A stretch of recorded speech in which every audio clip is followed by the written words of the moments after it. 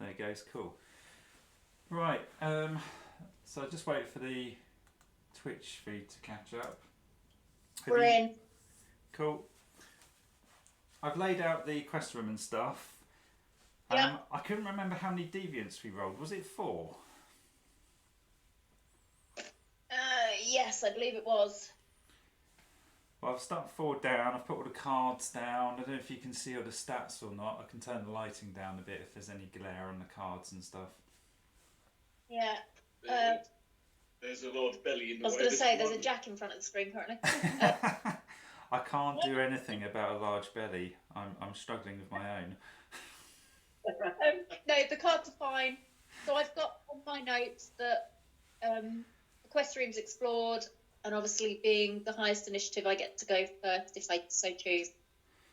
Yeah, I don't know if you can see the lay of land properly. If not, I can shift the camera around, but there's an awful lot of stuff in that room. And the deviants have 2 attacks each. So lovely. So does the cultist overlord. And we have no uses of the cursed heart left. So whatever, if we take a couple of knocks, that's it. We're done. No, we could have done with exploring one more room before the quest room, really. Yeah, I think someone from memory, I don't know if it's Jack, has an oil flask. I do. I'm also rather fortunately in still. Ah, cool. Okay, because that oil flask was probably going to be massively useful. It is. Well, here's the thing. What's your? Why am I asking you for it? My perception's 3. Okay, so my perception is 4. That much difference, but because we can fiddle about with equipment before the round begins. What? See what initiative they are. I'm still going to go before them anyway, aren't I? Yeah, the cultists are 6, the cultist overlord is 5, and the deviants are 6. So they're all pretty high, but you and Vicky are going to go first. Well, I can go whenever I want to go. The only thing I'm thinking is that if I gave you the oil flask, it only reduced damage by 1. The moment I use the oil flask, I come out still. It's cancelled by me doing anything. You can use the oil flask after you've attacked. I can, but then I'm likely to be stood.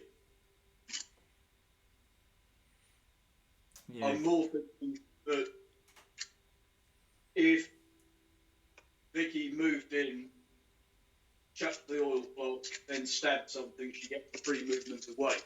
It gives me room to get into the room. With things that were already damaged, I do have clean. Okay, yeah, that's also quite handy, isn't it? But I mean, how confident are you?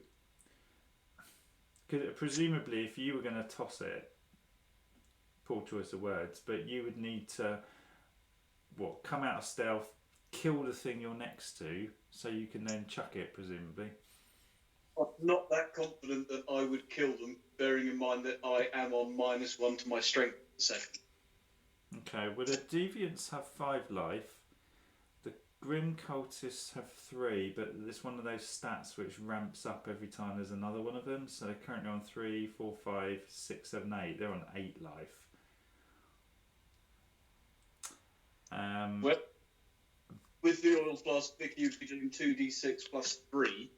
It's only a difference of 1 damage.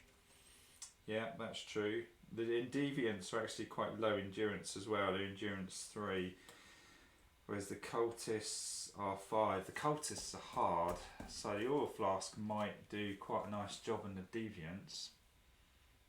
Yeah, it sounds like we need to get those deviants. What else have we got? We've got the grim cultist and the overlord. Yep. Yeah, I mean, do you want me to? I suppose I should switch to. Well, I'm already on crossbow, so I just stay on that because I've got my stuff summoned anyway. If you've already got the summons up, then I'd say so. Because presumably we're not going to need decay at this stage because that cultist overlord is right at the back anyway. Your crossbow's going to be doing more reliable damage, I'd expect. Okay. Okay. It's our heavy weapon currently.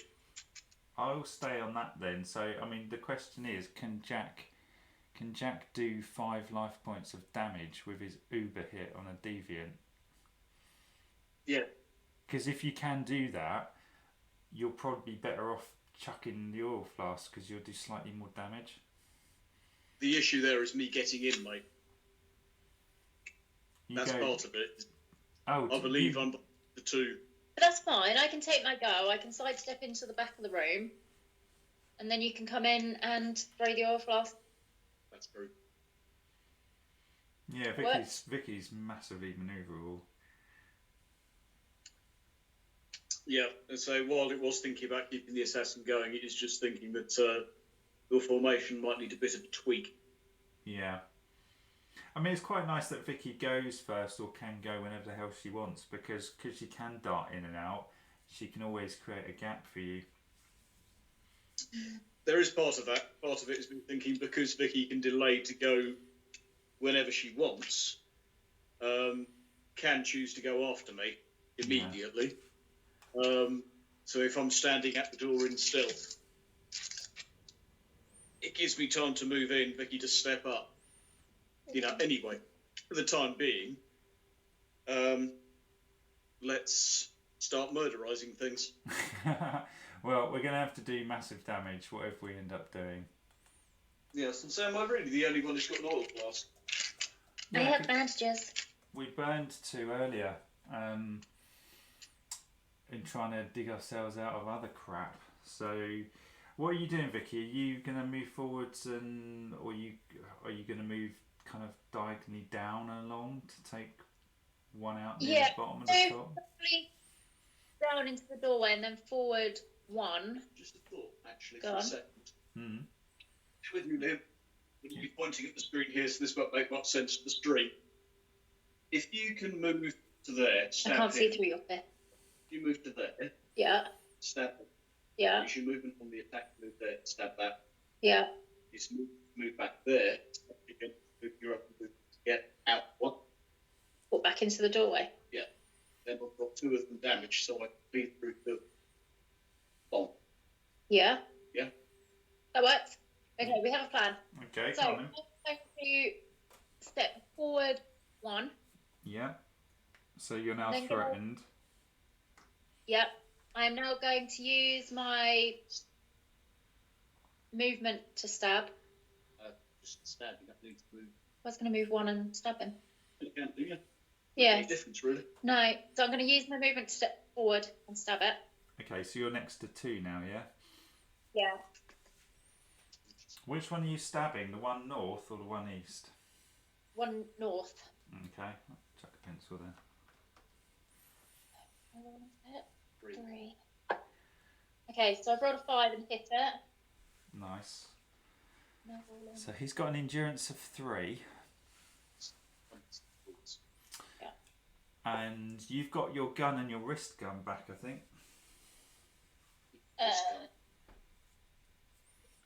You do. Yeah, I've got that back. Okay, but I've done 5 points to that thing. Oh, well, he's dead then because he's got 5 life. Okay, that's cool. Cool, that's a nice start. So he's gone. I will then. I'm going to step diagonally down into that light grey. What is about you being able to get away again? That's all. Step down, stab, but then you can't do it. Yeah. You could move north, except the one above it. You probably want to get at least back into the doorway so you've got the ability to tumble if you have to, and then Aidan to back you up. Because if you're too far ahead of Aidan, you won't be able to use him as a shield.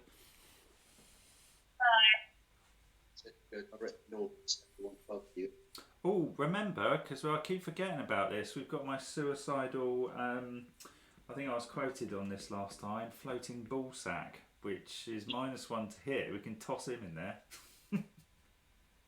You have got a floating sack.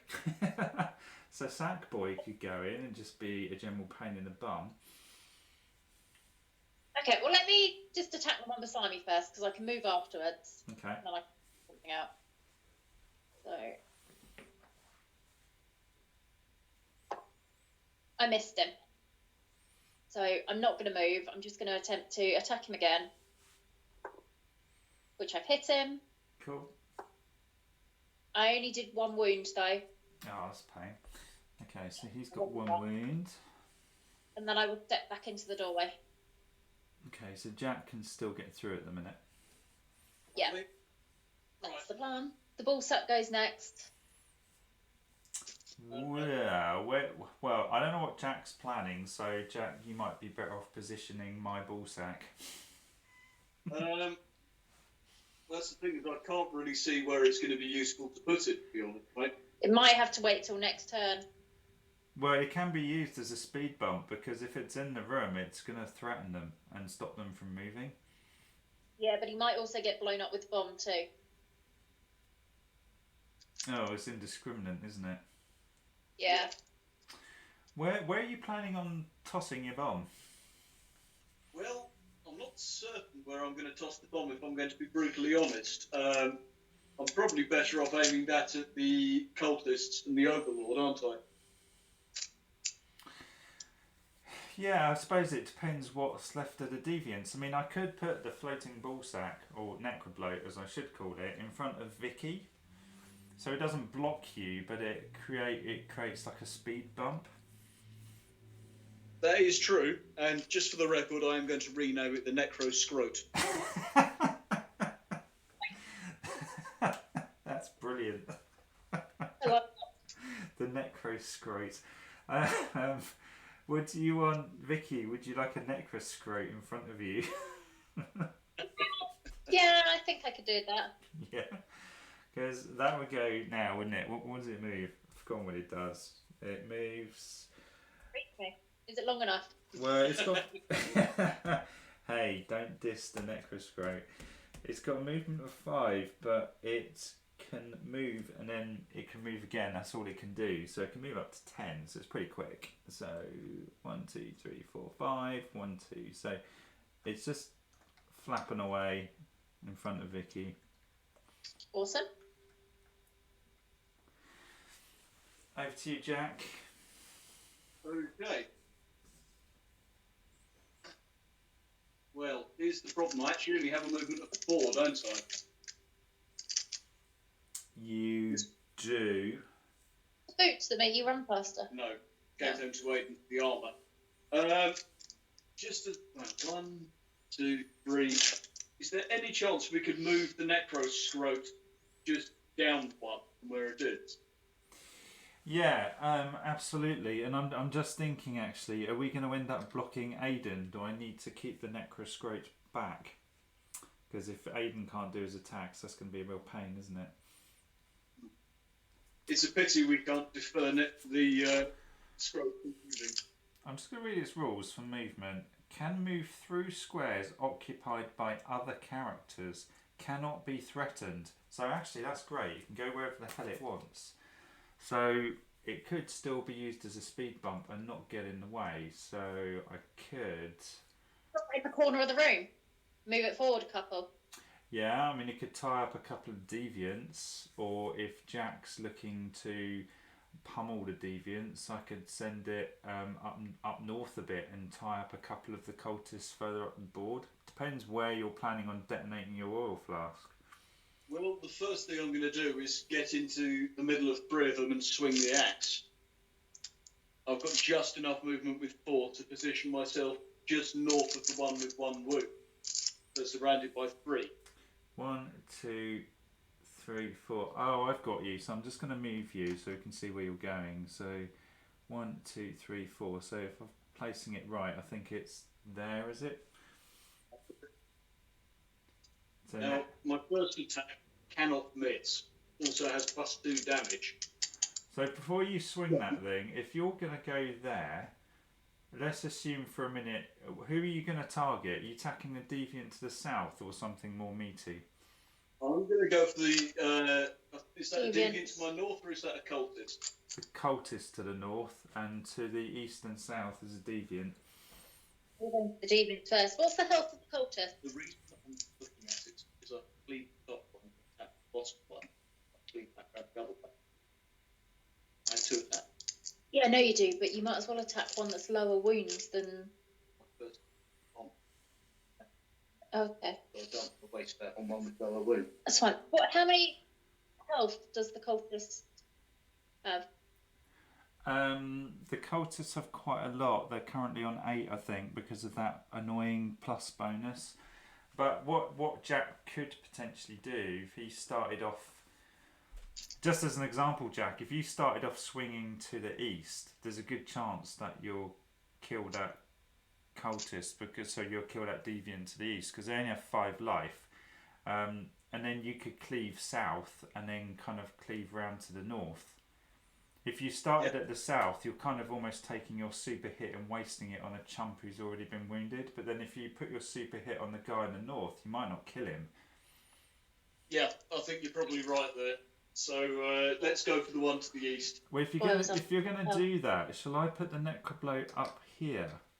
I'm just gonna streams to catch up, because he can get up there because he can move 10 and fly through crap. But it just means it might tie up the cultist and hold the cultist overlord back a bit. You still get oil flask, mate. Where are you going to toss? Oh, okay. So shall I, in which case, shall I do what Vicky said and just put it in the far corner of the room so it holds back one deviant? It's probably the best bet. Let's check it can do that. 1, 2, 3, 4, 5. 1, 2, 3, 4, 5. Well, we can go that far, so I'll chuck it there then. Is it, just throwing it out there, is it worth bringing it back 1 square so it holds 2 deviants just in the off chance Jack doesn't kill it? Yeah, do that. I mean, I think that's highly unlikely for the wounded one, but it's. Well, we've got to eke as much fortune out of this as possible, because none of us have the ability to really heal. And if this goes tits up, we're in trouble. Yeah. Because we're not going to get... Well, I suppose we might get one more use of the Cursed Heart. Go on then, Jack. Are you going for the one at the east? I have. I've hit with 10 damage. So Right. I think he's dead. He is gone, yeah. So cleaving? So, the question here is, do I cleave and go for the one that's got 1 wound, or cleave up north, then use my second attack to go south and cleave 180? I reckon if you cleave south, there's a good chance you'll kill him. Then you can cleave north, and if you don't finish him off, you've got your second attack to finish off the guy north. Yeah, fair enough. You hit a wall. Well, I've hit. I went into wall. Cool. Dun, dun, dun, dun, dun. So, yeah. That is a hit. It is... We're doing 1d6 plus 2. Wow. 6. 8. What, 8 damage? Yeah, I rolled a 6. Minus the 3. 5. You're still going to kill it. Nice. Awesome. Let's see if Cleave Mark 2 works.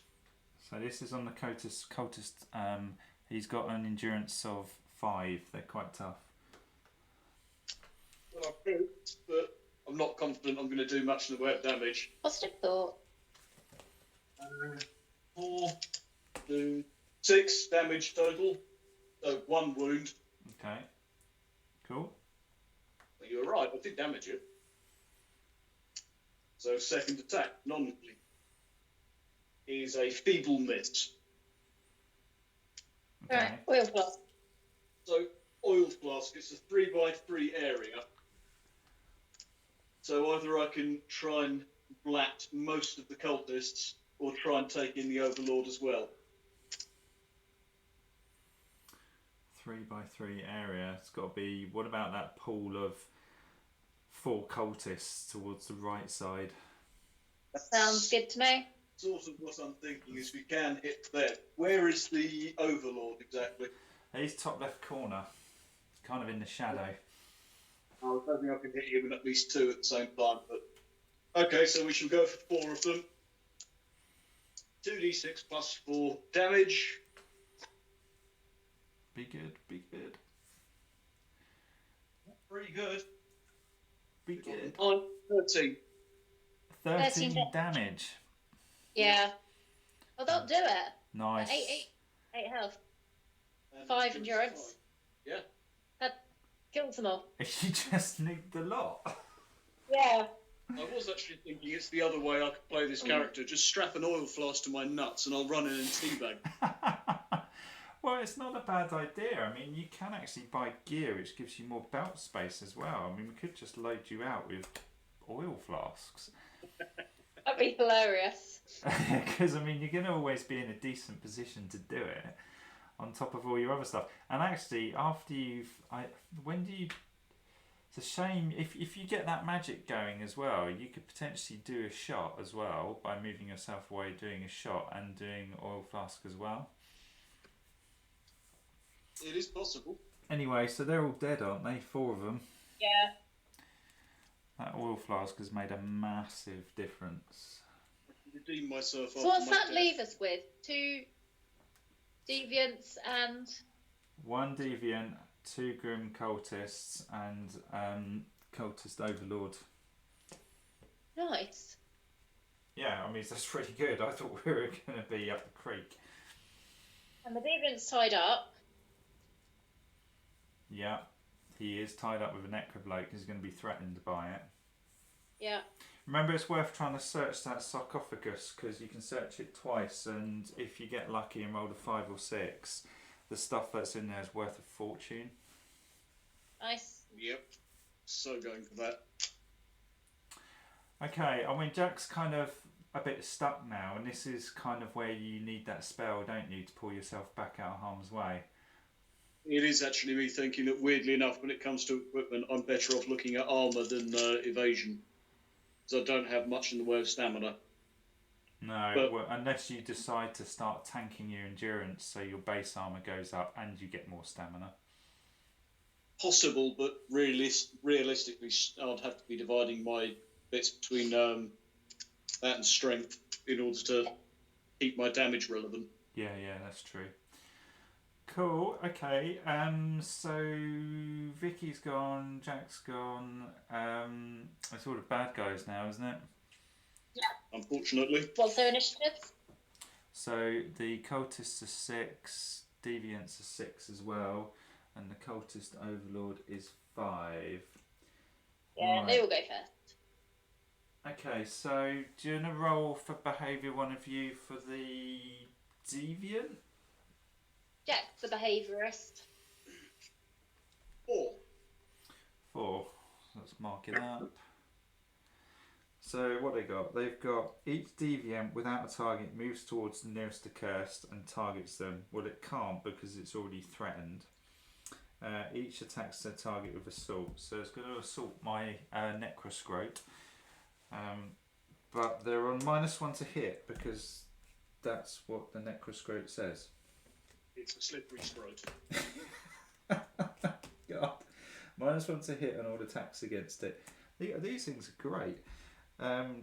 So he hits on, what does he hit on? 3+, can be, 3+, can be 4+. So he's missed, and the next attack has missed. Nice. So behaviour for the cultists?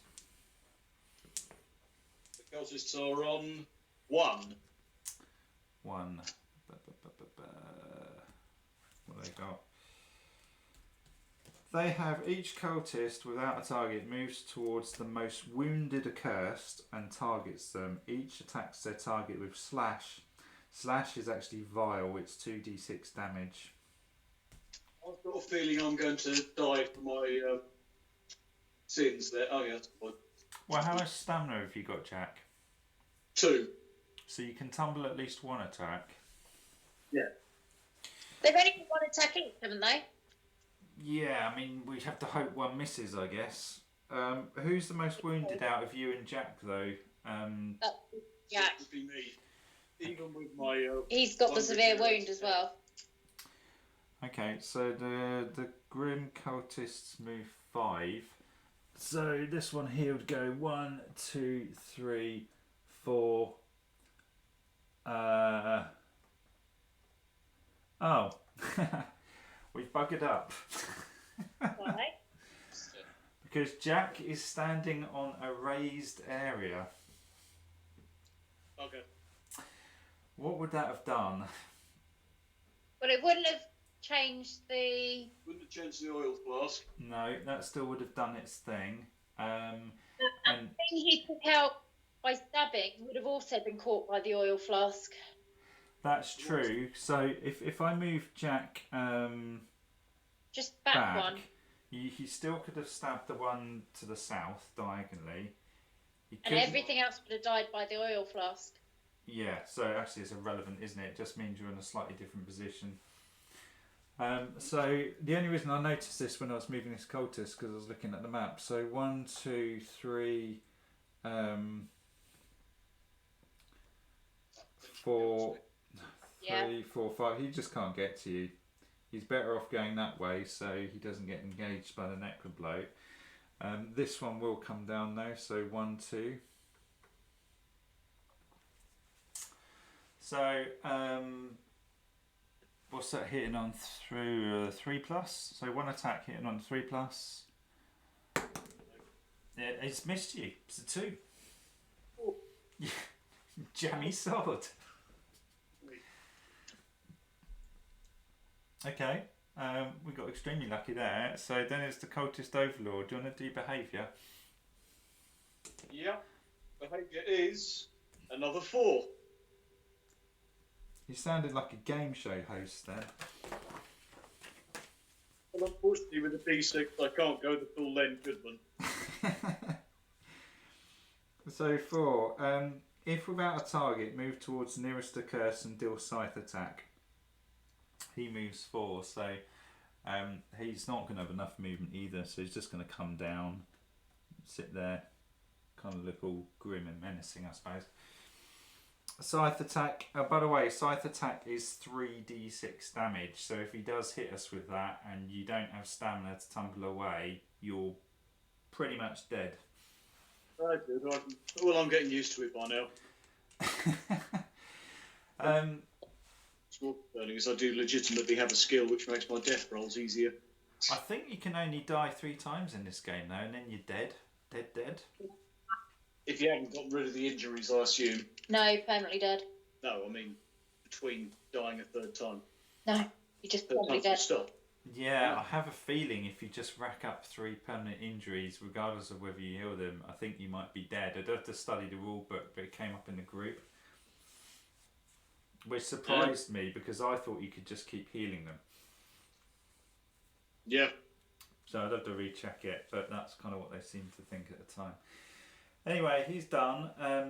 Aidan, is Aidan joining us, or is he still rocking his little one to bed? Rocking the little one to bed, I'm afraid. Okay, so Jack, do you remember what his stamina was? I have it on the sheet. Bear with me. He is on stamina 4.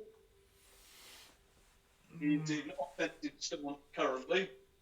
What are we doing with Aidan then? Are we going to go for that deviant? I'm tempted to say at this stage it's worth us all sort of piling in. Because of the stairs creating a bit of a natural roadblock. If Aidan charges the deviant, he can block the stairs on the right. Yeah, that would actually massively help. So, I think that's the best bet. Okay, so let's charge Aidan in. So he moves 5, I think. 1, 2, 3, 4, because he's got the stag boots. He does. Who's rolling? Vicky, you rolling? Yeah, hang on a second. What does Aidan? Okay, roll for him. Oh, hang on. You've got to choose a stance for Aidan with his combat stance before you do anything. He was already on offensive. You can change it at the beginning of his turn. I'd be tempted to say that going into defensive makes sense. It does. Yeah, okay. Defensive stance it is. Are you able... I didn't think you could change it in combat. Well, he kind of does it at the beginning of his turn, but we've only just moved him. Fair enough. Okay, I'm rolling a dice. What do I need to hit? Did you say? 4+. I rolled a 4. Cool. So I hit. He's got... Well, Jack probably remembers everything, don't you? 1d6 plus 5. I rolled a 3. So you have done 8. 8. 3. Dead. It's dead. A 9. Oh, hang on. You're actually doing slightly more. because the sword does 1d6 plus 2. You've got a strength of 4, so you're on 1d6 plus 6. I rolled a 3 on my d6. Vicky's in defensive. I'm in defensive. But the silver sword gives you +1 against demons as well. Yeah. Nice. So, in fact, Either way, 9 damage. It's dead. He's gone. So you won't be using your second attack then? No. That's extremely good. So my go. I could move the golem up because there is space, but it would block off all of those 4 squares just below Jack, which may cause a problem. It probably will do, because I suspect I'm going to be the #1 target. I'm kind of hoping that I can get out of where I am. Ooh, I've got another idea. I've got it in mind that if you're changing back to your dagger and aiming to decay the big bad evil guy, if I nick your crossbow, that'll up my damage. On the other hand, if you're in free space below me and shooting it, I can at least semi-tank it by already being dead. Well, I think if I move the necrobloat out, I've moved the necrobloat this turn, haven't I? Yeah. Okay, that's not going to work then, because I was thinking of double moving the golem up the right flank, but I can't do that because it's blocked off then. So I might move my necromancer first and go 1, 2, 3, 4, because if I go diagonally down from Vicky, no, I still can't bloody shoot anything. What a pain. Yeah. Because the doorway is getting in the way, the door arch. 45-degree angle means I end up cutting through the door. Yeah. It's a pain. Even if you come diagonally down into the bottom part of the doorway. I can't move any further, I can only move 4. Yeah, but where does that fit you? Where I am. Because I started off behind the golem. Right, so you're not actually in the doorway. That's me. No. He's just got lousy movement. He's not very quick. So that's a kind of a pain in the bum. So he's not really going to do anything, and then I suppose I'll just move the golem up a space. Think that will do? If she can think of anything better. Nope. Sounds like a good preparation. Okay. For next. Right, so darkness roll. Oh, I don't know who's doing this now. I think it was me. Might not have been. Do you want me to roll it anyway? Yeah, I'm good. Jack, Easier. are you just going with the boss? I'm going with the boss. I rolled 3. 3 is excellent. Remember, we want to try and search that sarcophagus, because if you get one of these, what was it? One of the poet's works, each one is worth 1d6 times 100 crowns. Yeah. I take it we can't search it after we've killed everything. No, because the quest ends. But you can search it when you're in combat. Right. You can search it up to twice, and on a 5 or 6 you discover some of his works. How many dice are you rolling? You just roll one dice, hope you get a 5 or 6, and then you get another stab at it, and then just hope you find something. That's kind of the point of this quest, really, is you want to be getting one of those because of the value of them. Yeah. Well, Aiden's got enough movement to reach there in one go, hasn't he? Yeah, he does. Yeah, he does. Yeah, so you got to search there. The necroscope can't search because it's too stupid, unfortunately. Doesn't have enough storage capacity. No. You're up first, Vicky, unless you want to defer. Well, I can't get anywhere, can I? Depends if you switch to your guns, you've got a shot, but just one shot. But that makes sense this turn because I can't physically get to anyone. The closest I'm going to get is blocking the stairway. Yeah. Yeah. I mean, the other option is I can move the Necroscrote if you want to go around the other side, but you're still not going to get in a position to attack this turn. No, but like I say, if I'm in line with the stairs...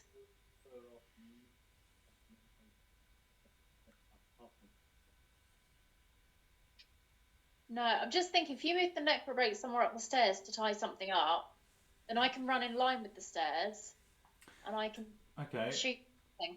Well, he can. What does he move? 5, I think. Let's just check. 5. So I could go 1, 2, 3, 4, 5. I mean, does that work? Is that going to block open getting sarcophagus with his movement 5? 1, 2, 3, 4, 5. No, it won't. But it does. It does tie down a cultist. Which is good. Okay. Okay, so with the Necroscrote move, can you move me 4 somewhere so that I am in shooting range of something? Yeah. 1, 2, 3. Yeah, Do you want to go in front of Aiden? Yeah. He can move diagonally across, can't he? He can, yeah. Yeah, put me there then. So 1, 2, 3, 4. That said, I mean, if you do go there, the only thing between me and all those bad guys is Jack. I don't know how. They'll have to step over my corpse to get to you, and they might fall down in the process. Fair enough. Oh, did you get your life back, Jack? Because you get one every turn, don't you? You did. Well, I haven't put it on there yet. I stick it on the beginning of my turn, weirdly, but yeah. Okay. We got it last turn. Yes, I did do last turn's one. In which case, who are you shooting, Vicky? The one next to the Necroscrote, or are you going to soften up the one next to Jack? Yeah. I'm just looking. My damage is... Oh, it's actually only range 5. My attack is 1d6 plus 1, and it can only be fired once per turn. Can you use your wrist gun with it, or is that only for melee? Only for melee. Okay, so let's see if I hit it to start with. So I hit on a 3, but I rolled a 4, so I've hit it. So it'll be 1d6 plus 1 plus my perception. So it'll be 1d6 plus 4, effectively. I rolled a 5, so I've rolled 9. Nice. Oh, did we decide what I was hitting? Nice. You were going to hit the one next to the Necroscrote, weren't you? Yeah, the one next to Jack. Okay. He wanted it softened up. Oh, okay, fair enough. But I've done 9 damage to it. That's cool. Endurance of 5, so what's that, 4? Yep. Which, actually, is it dead? Because they have 3 life. He gets +1 for his mate, takes him to 4, so he's dead. Nice. Because the oil flask took out so many. That's good. That's good. Let me just check this, because I want to make sure the Overlord doesn't count in that as well. So Soul Pact, add 1 to every number with the asterisk symbol next to it for every other cultist currently alive.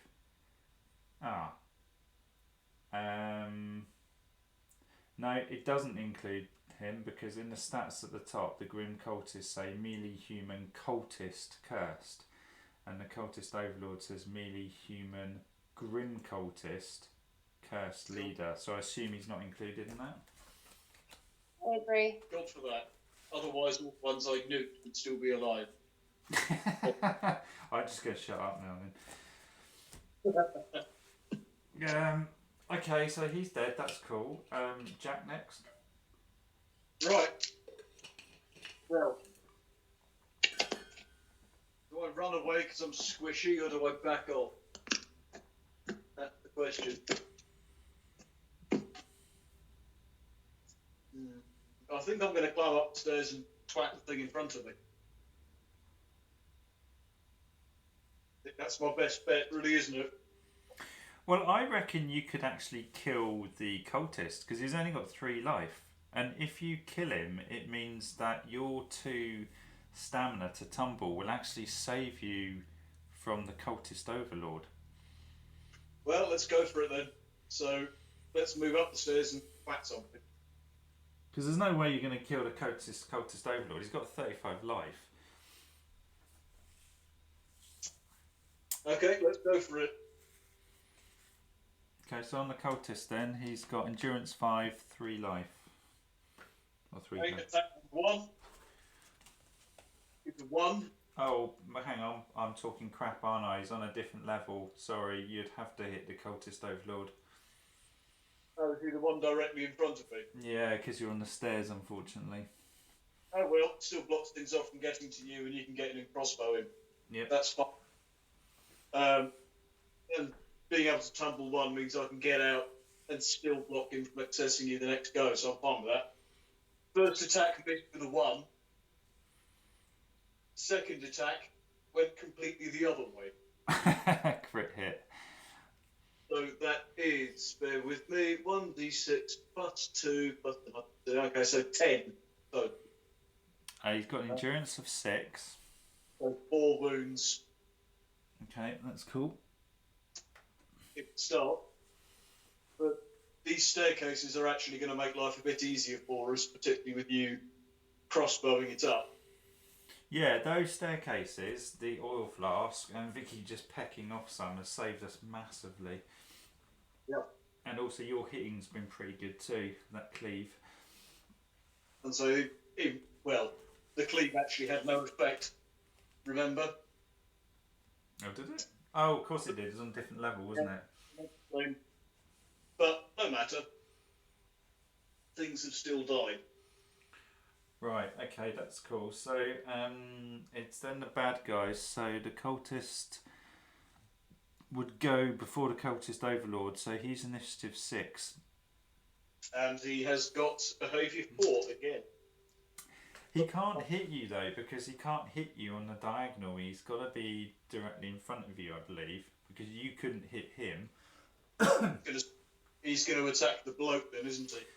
Yeah, because he's currently threatened. Doing a roll for his behaviour though, just in case he does something weird. 4. Oh, sorry. Right, so 4.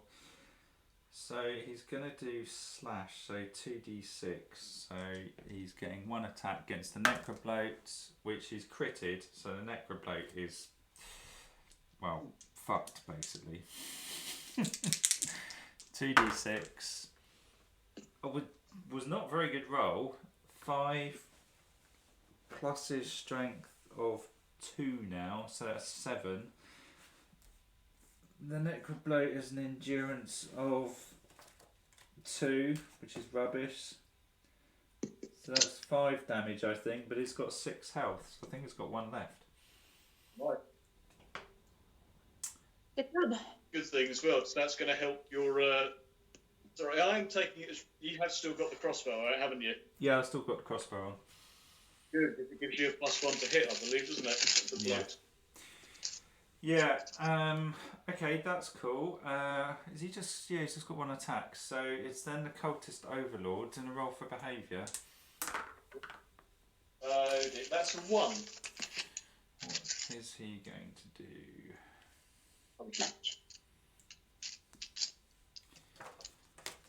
So deals 1 wound to all accursed in line of sight and every grim cultist within the dungeon, including itself, heals 3 wounds.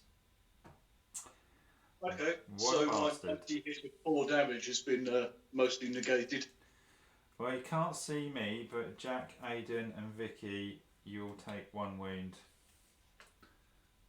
I can live with that. Nothing you can do about it. Just going to mark Aidan's on his sheet. Well, I've got it here as well. Jack's got his sheet up. Oh, cool.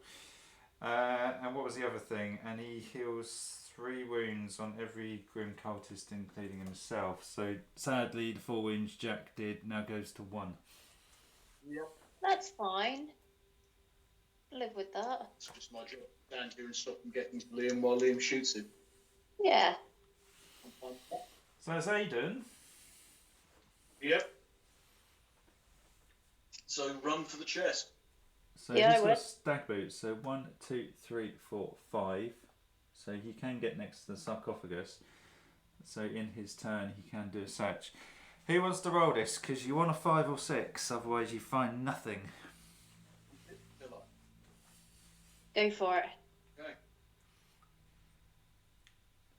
5. You rolled a 5. Ooh! So on a roll of 5, 6, they discover a work by the poet Lucae Guila. Not sure how you pronounce that. Which may be sold for 1d6 times 100 crowns. So do you want to roll 1d6 to see how much it's worth? Okay. Actually, no, you do it. You like the money. Oh, been nominated. Only a 2, unfortunately. Okay, well that's still 200. That's better than a poke in the eye. So we can get us 200 in the bank. It's item sheet now. So that the sarcophagus goes down to 1 because we can do that once more. Well, Aidan's the best guy to do it, seeing as he stood there. Yeah. You can only do one search a turn, though, can't you? Yeah. Annoyingly. Is it No one one? else can Is do it that one next search a turn. turn? Right.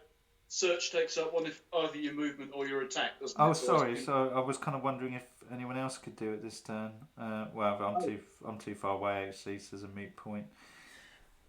Let's think. 1, 2, 3, 4. 1, 2. Ooh, I have a cunning plan. I think.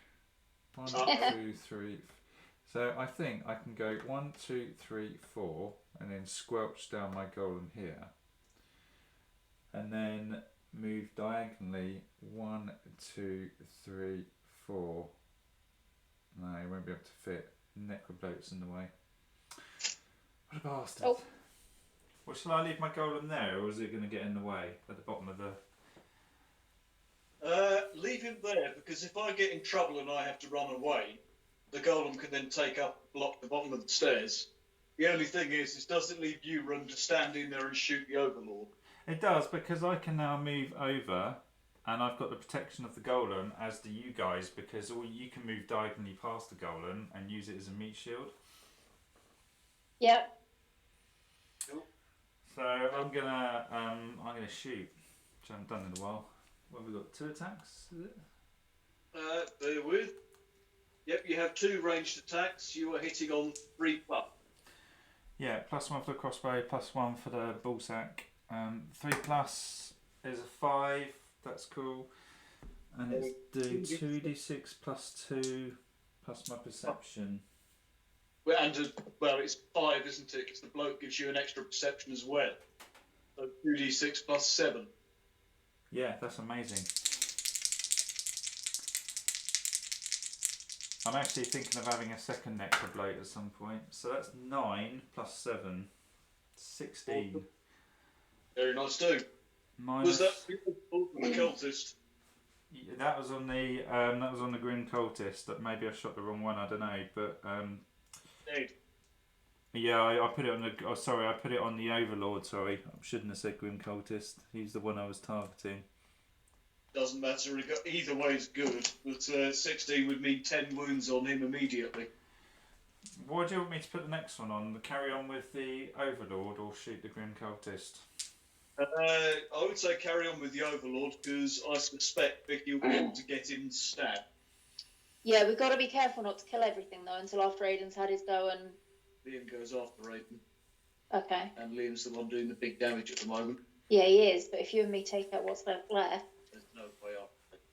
okay. Okay. Take out the Lord. So 3+. Oh, that's a 2. Moot point then. Never mind. 10 wounds in one go is pretty damn good. Cool. So darkness roll. Oh, on it.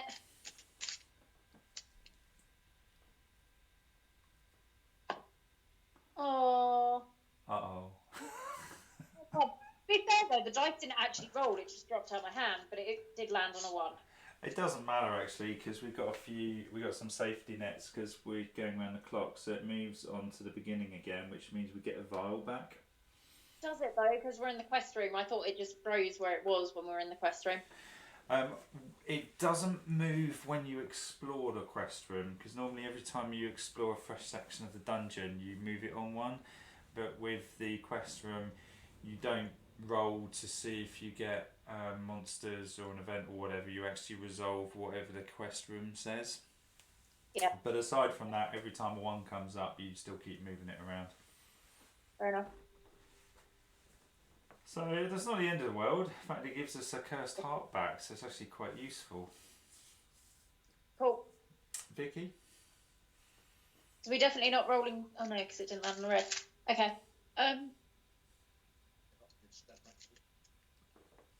What, the Overlord? God. Squishy one is the one on the right. Apparently, I have to move up so I can hit the squishy thing on the right. 1, 2, 3, 4 gets you next to the Necroscrote, and you can hit the Grim Cultist next to you. Let's do that. It's not the squishy one, but it's still a... Oh, there's only one left. Are you? By the way, are you swapping out your gun this turn? Are you just moving to pure rapier, or are you going to gun and rapier? Pure rapier.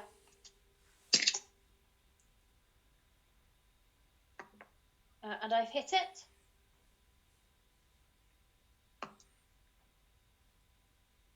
And I only rolled 4 for damage.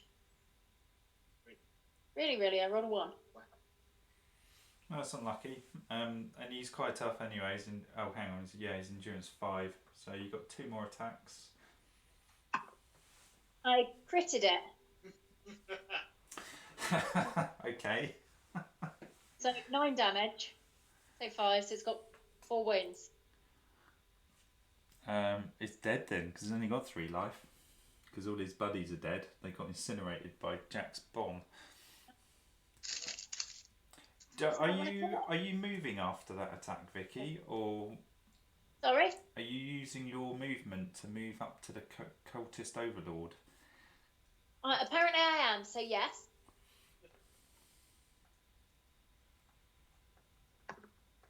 And I missed him. Are you then moving back with your rapier move? Or are you going to Yes. stay there and provide another target and dodge? No, because I can just dive out the way if I have to, mate. I'll only have to roll away once. Can I step towards the sarcophagus?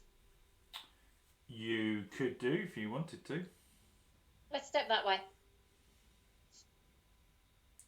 I'm just checking that the cultist overlord doesn't have any ranges because that could screw things up. I don't think so. Even though he's got a colossal scythe in his hand, it doesn't say anything about range 2 or 3. So, yeah, you're next to the sarcophagus. You still have a tumbling option if you need it. Amazing. Jack? Well, I'm going to take a crack at it. That's a miss. Oh, I need to move the Necroscrote. Do you want it moved? No, I wouldn't worry about it, to be honest. It's a good idea that I'm the main threat, at least for the next attack, because I've done it. Do you want me to move it to the north of the cultist, just in case things suddenly went horribly wrong for whatever reason to tie him down? Yeah. I really wouldn't worry about it so much, simply because he's only got 1 attack, hasn't he? Yeah. He's going to have to target me currently. Yeah. If he hits me, I can just tumble south and he can't reach me. Okay. I'll still be blocking you from any damage. I won't be taking anything, and the scrote can then tie him up if necessary. Okay, I'll leave the scrote where he is then. So save the risk of you losing your +1 to hit and the extra damage. No, that's true. Because while it's good for blocking at the moment, it's much better keeping you affected. Yeah. Okay, that's cool. So I had a swing and a miss, a swing and a hit, and my hit did precisely fuck all. I want 5. So didn't even dent him. Okay, well that's unlucky. Have you got anything else, or is that's the lot? Is it? That'd be gone. So it's then going to be him. So do you guys want to roll for behaviour? It's 6. Is this where he sucks the life out of the room? Source is removed from all accursed and cannot be channeled until the start of the next turn. Okay, well it doesn't affect any of us because I'm not channeling this turn anyway. Then you do behaviour 2 to 4. If without a target, move towards the nearest accursed.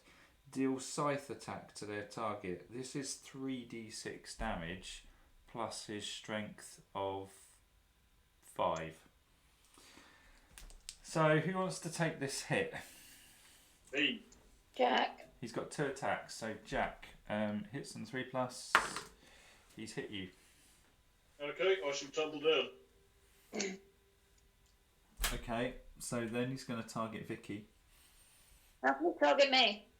Am I next to him? Yeah, because you moved up to the sarcophagus. Oh yeah, that's fine. I've got stamina. He's missed you though. He's rolled a 1. Oh. Oh, Aiden is ready to join us. Oh, is he? Right, cool. Let's just cut Aiden in, which is good timing because it's his go. Well, he needs to search the chest, so. He has no choice. Yes, I do. So we can get him in to roll it. Let's just add him into Skype.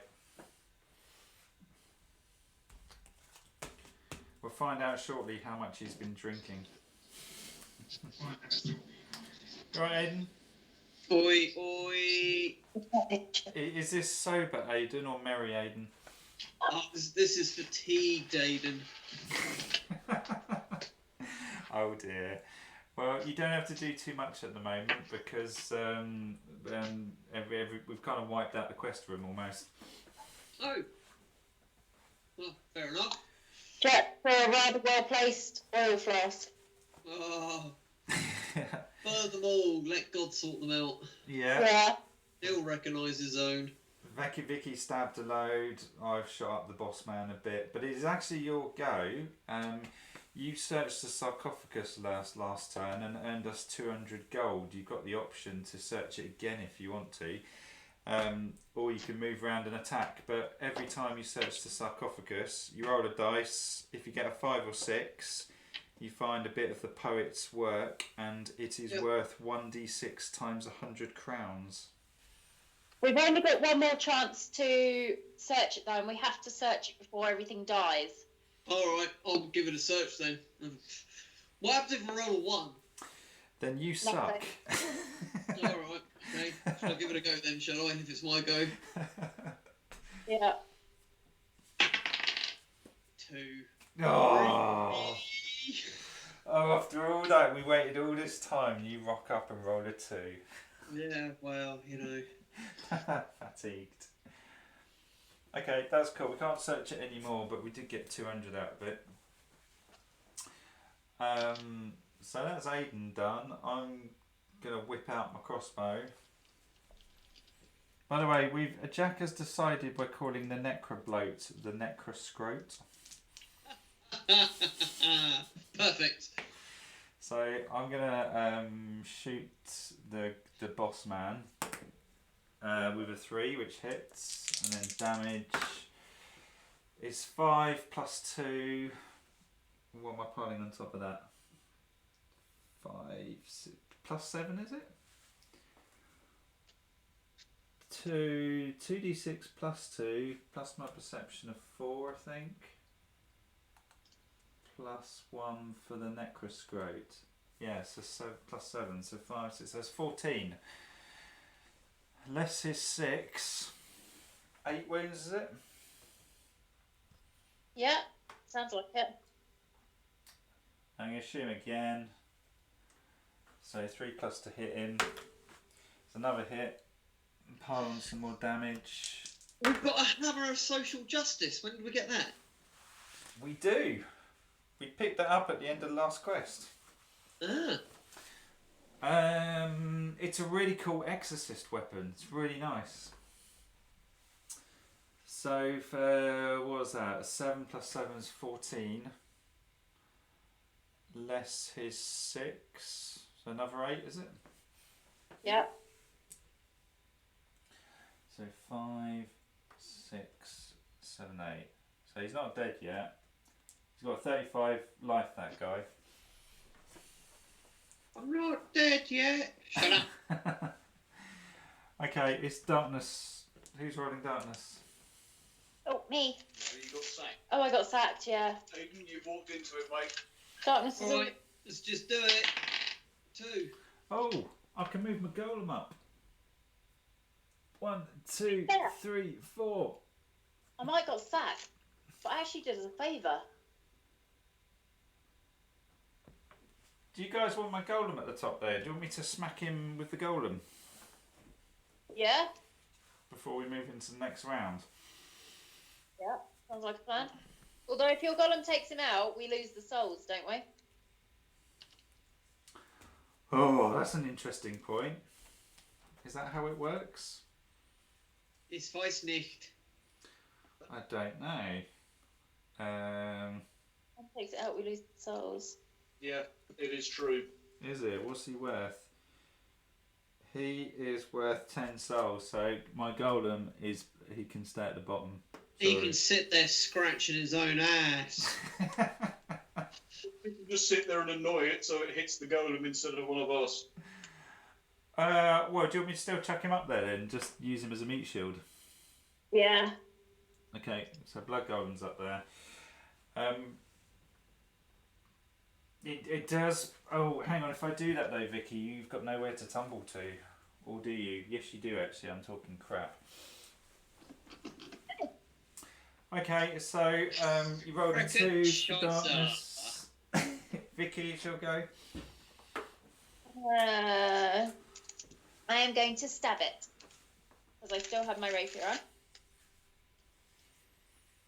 What does that say? Yeah, I'm going to use... Yeah, I know. But I can choose to use it whenever. I missed that one. Hit that one. So I'm going to roll 2d6 plus ultimately 3. What pierce endurance? Endurance of the boss man is 6. Okay. The boss man. You can't be No, I that rolled fatigued, double Hayden. 5, 6, 7. Take 6. I've done 1 wound. Okay. I rolled double 2. That was pathetic. Yeah. Oh, you can use your wrist gun though, remember? Yeah, I did. Oh, that's crap. Double 2. Jack, are you going to shank him? Well, I'm going to try and hit him with my axe, but I don't know. So that means I'm going to have to walk back up the stairs and take a wild swing at him. Yeah, if you do this though, this means you've got no stamina, doesn't it? That puts you in a rather dicey position. It leaves me on 1 stamina, so I can evade an attack. It does leave me on a bit of a ropey situation. No, you know what? You're right. I'm going to stay where I am and wave at him. So you're getting your stamina and a life back? I certainly am, so I'm currently on no wounds apart from the deep cut across my belly. Okay, cool. So Jack's using foul language. It's then the cultist overlord. Aiden, do you want to roll for behaviour? See what the hell he does? 6. 6. Oh, he's doing his thing again. So deals one wound to all accursed in line of sight, and every grim cultist within the dungeon, including himself, heals 3 wounds. Bastard. So we all lose a life. I've got no idea what I'm on at the minute. You work. You roll 4 wounds. I've taken 4, so this is my 5th, yeah? No, this was your 4th. Okay, so I've got 12 left, cool. Yep. Do you remember what Aiden's stamina is, Jack? He's on a full 4. He's not used any.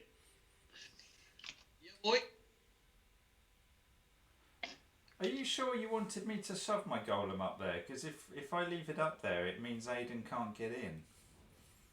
Yeah, but I'm just going to rummage around the old sarcophagus. Can you only do that once around? You can do it once. Well, you can do it once around, but you can only do it twice. We've maxed it out now. So would I still have been better leaving the blood golem at the bottom? Yeah, leave it at the bottom because I need to get in there and show him who's boss. Okay, let's put him down here. That does mean that the Overlord is going to attack Vicky. Fine. No, wait, he doesn't actually attack this turn, does it? He would be attacking Vicky anyway, because the only person that can use the blood golem as a meat shield is me. The only way you can use him as a meat shield is if you actually kind of get around the side or around the back of him. I've got the option of actually palming off any hits onto minions who are next to me, kind of thing.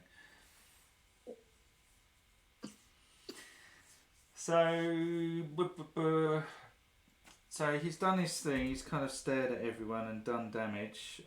So it's Aidan now. Right. Walk me to wherever I need to go to smack him. So it would be down 1, 2, a long one next to Vicky, and then you can twat him. Yeah. Right, I have 2 attacks. What do I need to hit on 4s, I think, most likely? Do I go aggressive? Let's go aggressive. Right. Here we go. That'd be a 6. Right, I've got to work. So what's that? A maximum thwap. Yep. Okay, let me work what this is. So strength 4, silver sword is 6, 8, 9 against the demons, 10 because of the strength, 4 because of that. 14. He's not a demon. Oh, he's not a demon. All right. So your silver sword dude gives you 6 plus 2 in this case. Yeah, so that's 6 plus 2, so that's 8 plus 1 for the aggressive stance, 9 plus 4 for my strength. 13? Does that make sense? Yep. Spot on. Nice, 7 wounds. Okay, cool. Is he still going or is he dead? I think he's still going where he healed, isn't he? What's he on? He's got 35, he's on 10, 20, 32. Is that including the 3 he healed last round? Yeah, that's been factored in. So your time to shine, Aidan, you could potentially take him out. That's another 4. As in a hit for 4. Go on, big roll. Oh. 2. I only rolled a 2 that time. So 2, 4, 5, 9. Oh, 9. I need to just think. 2 plus 4 is 6. 7, 8 because of the silver sword, plus 1 for my aggressive. So 9 minus whatever his shuffler is. 6. He's done 3 wounds, which means he's dead. Oh, you've stolen my thunder. It's fun seeing how much damage he can kick out. Well, I am the Black Knight. I do have a... Go back to your baby rocking. That's the thing, he's actually hidden at the back of the room for most of the fight, then just cropped up and glory hunted. Yeah, boy. Okay, well the spoils. Where'd I put this sodding card? No, not that one. There we go, right. So do you want to do the maths on this lot? So you got a cultist overlord who's 10 souls. You had 6 grim cultists who are 4 souls each. Okay. And then you had 4 deviants Yeah. who are 2 souls each. Okay. And 4-way split. 42. So 2 of us get 12 and 2 of us get 10. Well, I'll take 10. 2 of us get 11, sorry, and 2 of us get 10. You know what I meant. I'll take 10. Well, I'll take 10 since I turned up late. Okay. I mean, you got 11 then. So, Aidan, you're on 55. I'm on 56. What's Vicky on? 56? Vicky's on 56. Yep, you're on 56. And I'm on a mighty 24. Now, did we get any loot for that? What have we got? Let's have a look. We got a rare loot. So, oh balls! It's another exorcist item. So Yeah. it's an ornate censer. So none of us can hold the wretched thing. It sells for 40. Well, So we'll take it. who wants to hold it? I'll take it. That's a shame. I was hoping for a catalyst item.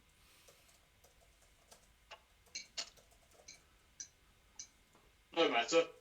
Okay, so that's that, and I don't think there's anything else because we've done the gold for the sarcophagus. Oh, hang on. Each accursed receives 4d6 times 10 crowns. So we roll each independently for that. 4d6. So I need to roll 4d6. It just says each accursed receives 4d6 times 10 crowns. I don't know if that's one dice roll or whether we each roll separately. Or whether we just roll a dice each and add it up and that's what we all get. That's actually a better shout. Yeah, go with that. 1 dice each. 3. 4. 5. I'm That's using 11. I'm using the spinner. Off it goes. The old meat swing. 5, 4, and 3. That's a 3. 15 then. 15. So we get 150 each. That's pretty decent. 6 10. Yeah. Okay. So What did you think it was? No, that was the top off again. Yeah, 46 times 10 each. That's not bad. 150 a person, not shabby. Plus the 200 for the sarcophagus earlier. We've done all right. Yeah, that buys a lot of crap. Off to Poundland we go. Right. Go drinking and whoring. I thought Horham was just completely shut down. Right, what's the time? So it's still quite early. Do you guys want to do a journey? Yeah, boy, let's do the journey because it's actually harder than the damn quest. I'm just going to move the chod out of the way a minute because they're all dead. I'm going to put them in the box. When you're journeying to a settlement you've already been to, it's one less card. That can only ever be a good thing. Yeah. Yeah, shut up. So, let's get the rules out for this because I can never remember it.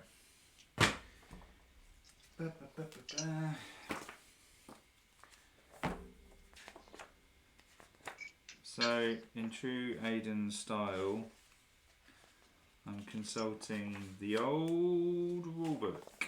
Oh, the old mashed up. So we're going to Grimford Town, which is where we kind of came from. So, what is that?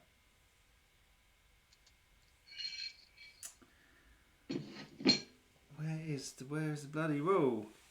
Can't find it.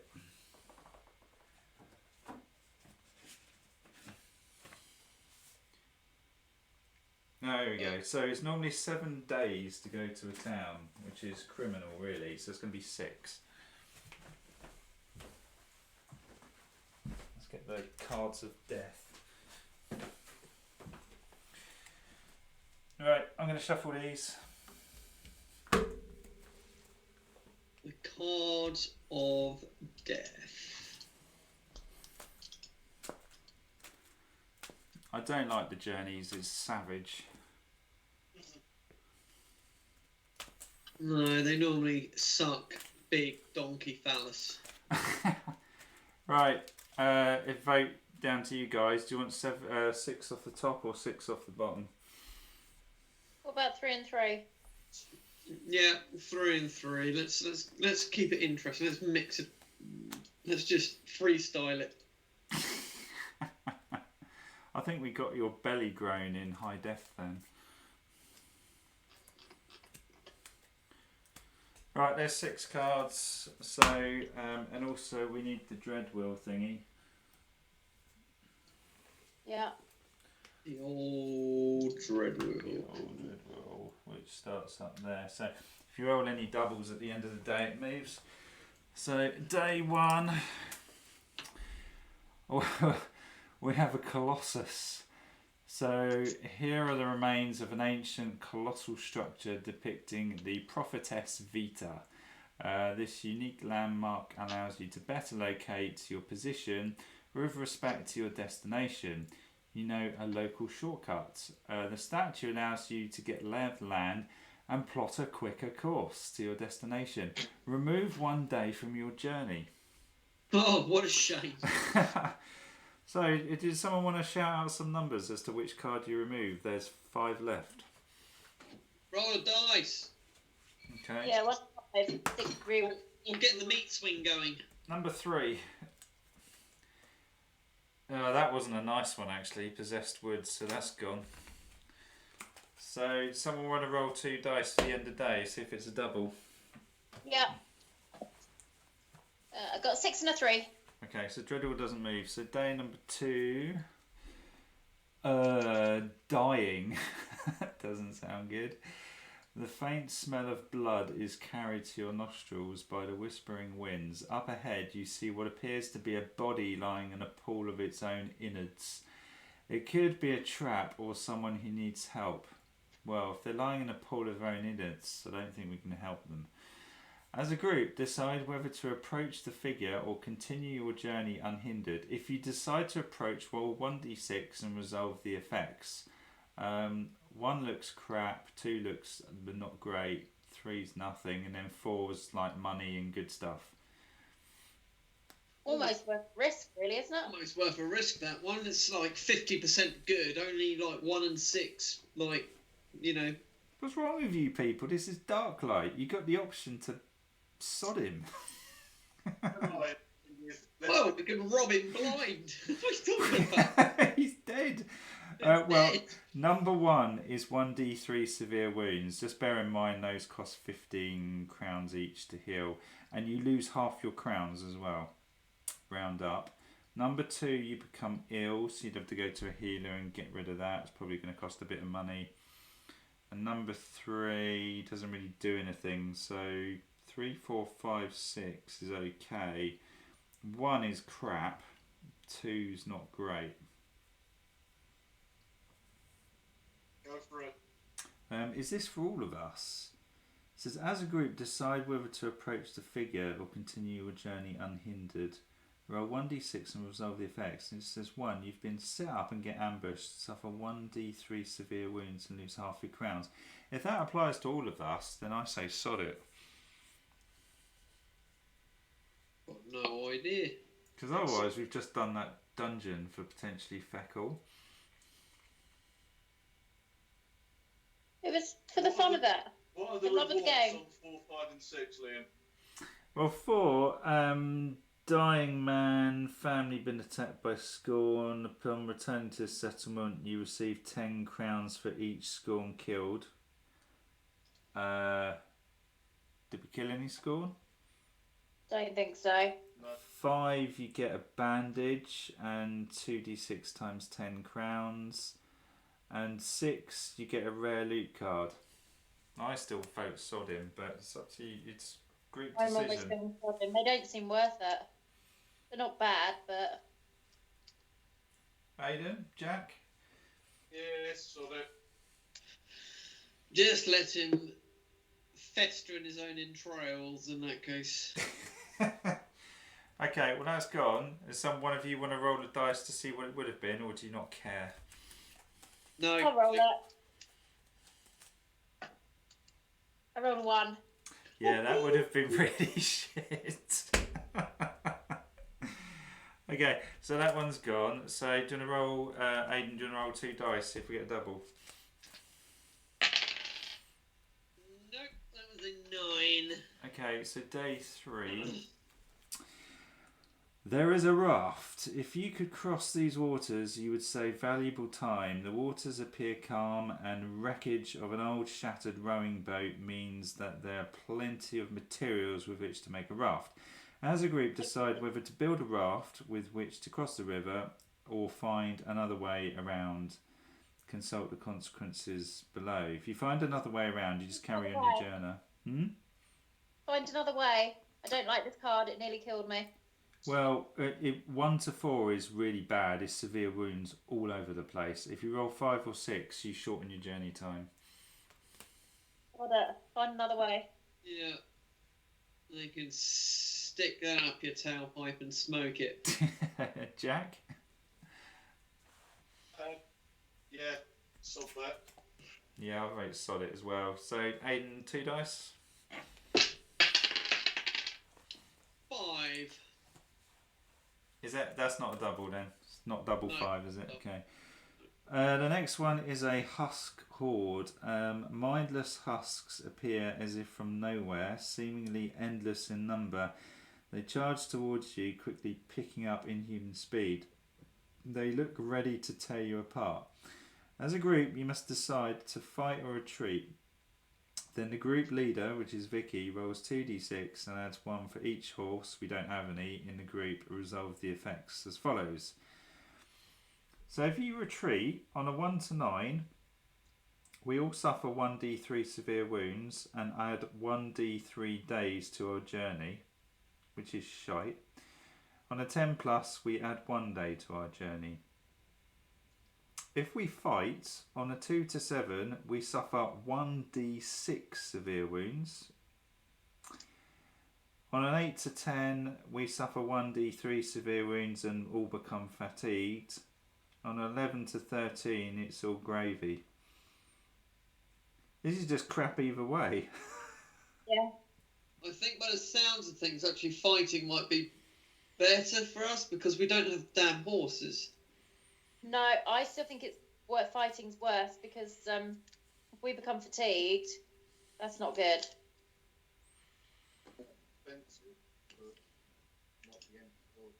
No, but I think we're going to end up with less severe wounds if we retreat. What's the odds on the severe wounds again? Go just for both of the options. So on retreating, on a 1 to 9, it's 1d3 severe wounds, but you also add 1d3 days to your journey. On a 10 plus, you just add 1 day to your journey.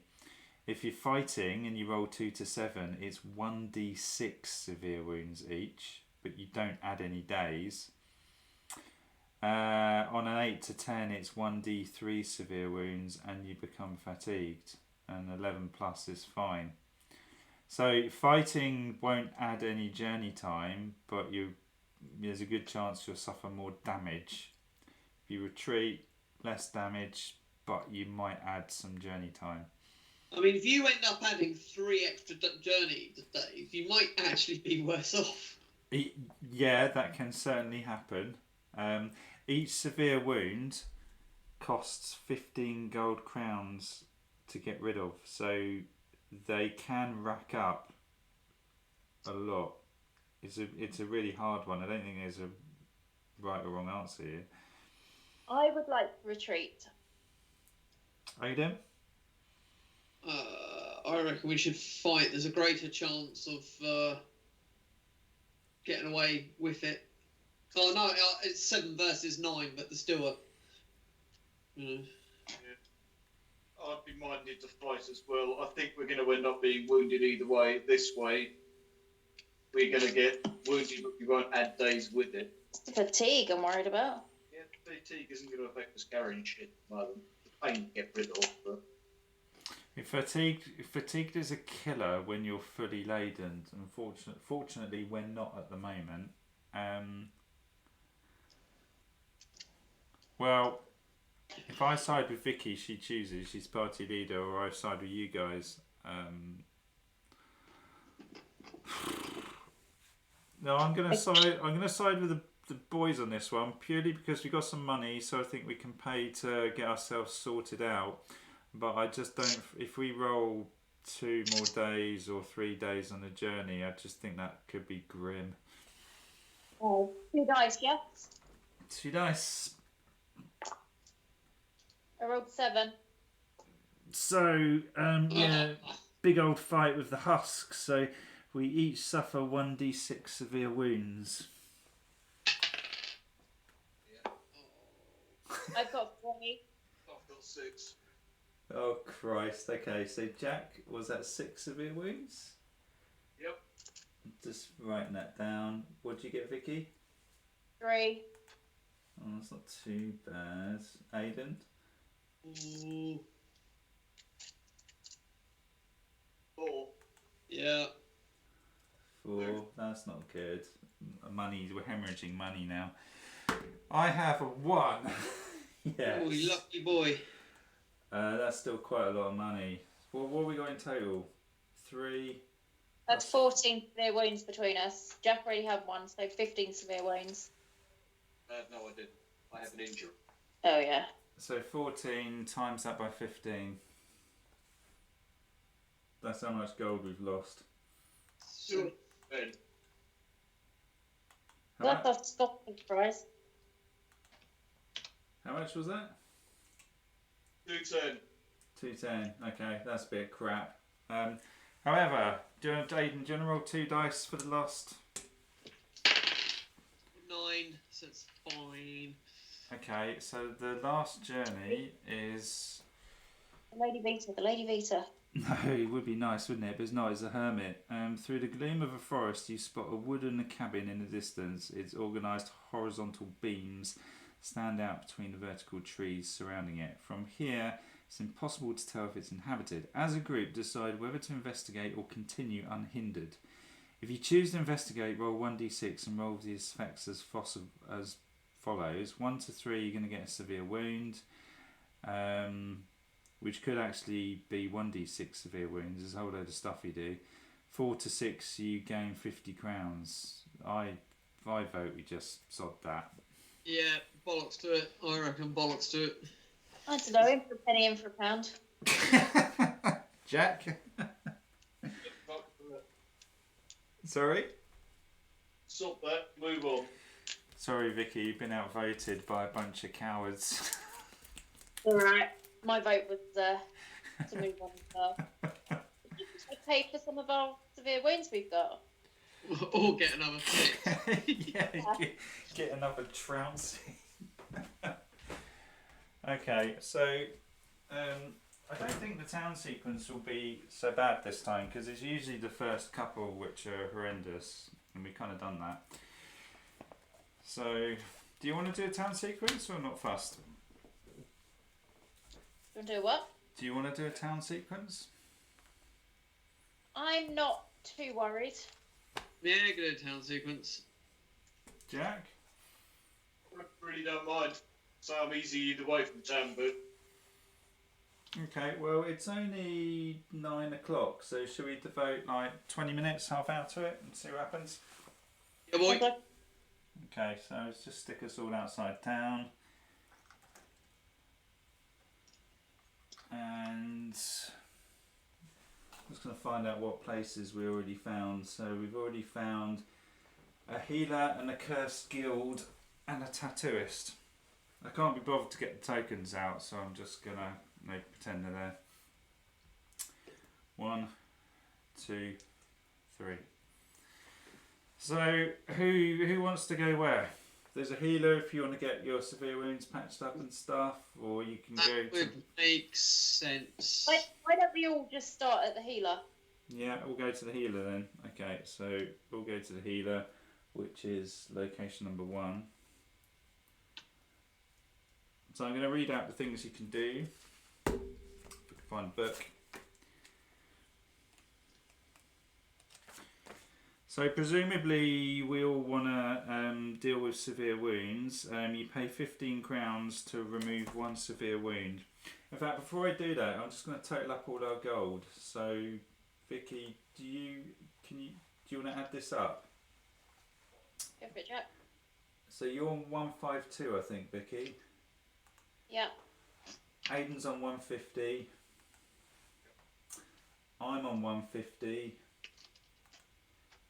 And Jack is on 150. 602. I've done that one in my head. In terms of souls, Vicky, I think, is on 56. There's two on. Sorry? Right, and so my total soul is 191. Okay, 191. Cool.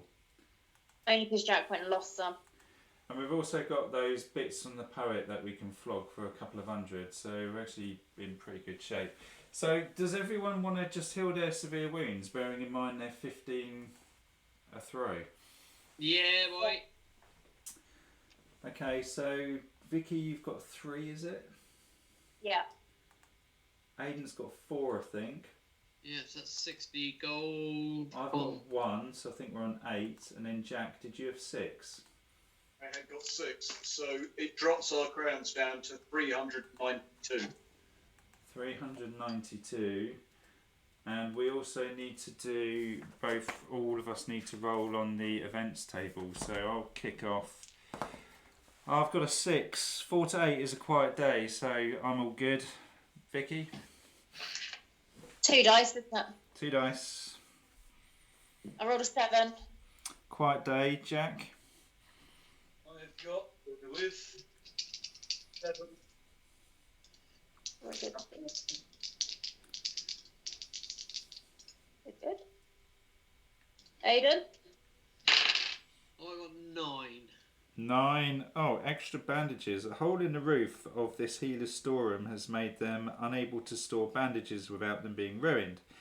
They offer to sell you bandages for a lot less than usual. You may purchase as many bandage tokens as you wish for 10 crowns each. How That's much, good. how much bandages normally? Bandages normally are 25. Oh, so this would be worth stocking up on. Yeah, So, probably. I can't carry anymore. I'm still carrying bandages. How many should we get then? Do you reckon, gang? Well, Aiden, you can carry shed loads. You can carry 3 things. You've already got some bandages already, so you've got 2 more slots. And Vicky's got bandages already. She can't carry anything else. I've got a free one I can carry. Jack's got a free spot he can carry. Gonna want to pull it up with an oil glass though. I'll say I can't use bandages. I also have 2 free slots to them, so I use my oil glass. So is it worth Aiden at least getting 1? I would actually say it's worth. I would say buy 3 of them. I can carry one as a backup to someone else, or divvy it out.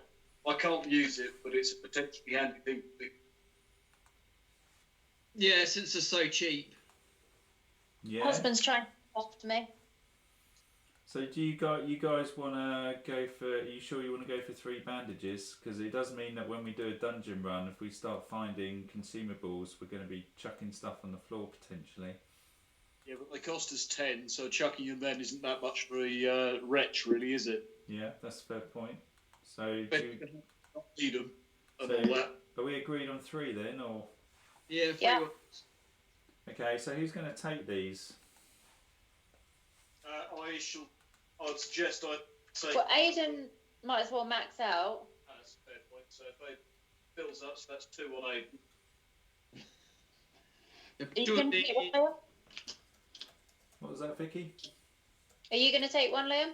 He's already got one thing. I'd suggest it's better I take it. I've got 2 spaces. Liam's got 1 free. You've got none. If I take it, I can figure it out. The only advantage of me having one is I don't have to have the aggro of trying to get one or Jack having to come to me. So it might be better off just on me. Yeah. I would just I work agree. on the assumption that you're pretty much always going to be behind Aiden. That is true. However, quite happy for you to take it. It doesn't bother me whether I carry it or not, seeing as I can't use it. Well, unless Vicky wants the second one, or can you even no? Consumable. Okay, well I'm going to take one then. So I'll take a bandage. because my lack of armour does scare the crap out of me. Okay, so that's 30 crowns gone, is it? Yep. So we're on 362. Yep. Okay, so Aidan, do you want to do the double dice thing again? 7. Okay, so no double. So we can either piss off and stay out. Oh, sorry. Every person who stays in town is going to incur living expenses, which at the moment, because we don't have a house or anything, it's going to be 10 crowns a day. So if we all stay in, we're going to lose 40 crowns. So I suggest if no one's got anything useful to do, they sod off. Have you got Accursed anywhere? Well, just 2 things to bring up quickly. Aidan needs to go on the piss, and I need to deal with my cut. Okay, well, I'm going to sod off because I took the lion's share last town. I don't need to do anything else, really. So that, if the rest of you want to stay in, that's going to cost us 30. That's the thing is, what do you need to do in town at 7? There's nothing to stop Vicky going back into town the next day, is there? Once you leave town, you're outside of town. Oh, right. You can't leave and go back in. No. You stay out until you do another quest and come back. Yeah, you're going to need me for the marketplace because you need to sell the thing that Yeah. the poet's book to get another 200 coins. Well, Vicky's got the better chance of getting good stuff from the marketplace. So if you guys are after weapons and shizzle, Vicky's probably best place to go purchasing. Also, do you want to consider levelling any of you guys up at this point? Because we've got plenty of souls and level 2 starts to become interesting. Is it worth levelling us all up? I was going to say, if we're going to do it, if we're going to level, we should level everyone. So, because if one of us levels and the whole dungeon goes up and 2 people will still be behind. So, Yeah. it's all in all, or not. So, Well, you need 30 souls to level someone up. We've got 192, so I reckon you guys should just all level up. yeah, do that then. Okay, so do you want to do that now? Yep. Yep. So we've got an Accursed Guild at location 2. Sorry, Jack? Does that mean we have to? Is this the next day then? So we've essentially, because you visit one place a day, don't you? You do. Next day you go to the Accursed Guild, so we lose... Already take into account the 30 bangers. We lose 30... We're going to lose 90 souls, so we go down to 102, and that's still pretty good. You guys all go to level 2 now. Awesome. I'm just updating the sheet as we go, which means, by the way, Aidan, you might not know this, Aidan, but when you, every time you do a dungeon, your dark bounty goes up by 1, and every time your dark bounty hits 3, you're considered in the eyes of the monsters to have leveled up. So your dark bounty only gets reset when you level up. Right, okay. So the idea is to force you to level up. So Vicky is level 2, dark bounty is 0. Aidan, you're level 2, your dark bounty is 0. Cool. My dark bounty goes up to 1. And Jack, yeah. Jack, you're level 2, your dark bounty is now 0. And we've all gained a reputation for completing a quest. We're all reputation 2 for this particular town. At level 2, no one gains any additional ranged attacks or melee. However, because it's an even level, all 3 of you can choose to either add 4 points to your health permanently, to add 1 to your sanity permanently, or you can increase any one of your 6 core stats by 1 permanently. On top of that, you can choose a skill card. You can choose another level 1 skill card, or you could choose a level 2 skill card if you wanted to.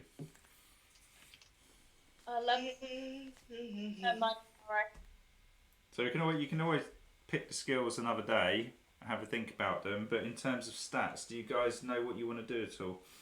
I reckon for me, I should just pilot in endurance.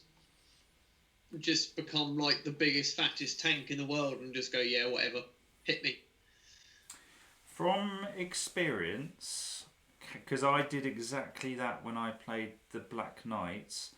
Yeah. I've actually, my thoughts were endurance cool because it ups your armor, it ups your stamina, and that's great. But I found that I didn't often use more than 4 stamina, and in retrospect, I found that I kind of missed out on strength. Especially if you're using a one-handed weapon and you're not using one of these colossal double-handed. It depends if you're doing sword and board stuff. Oh, go and stick my strength up then, bollocks to it.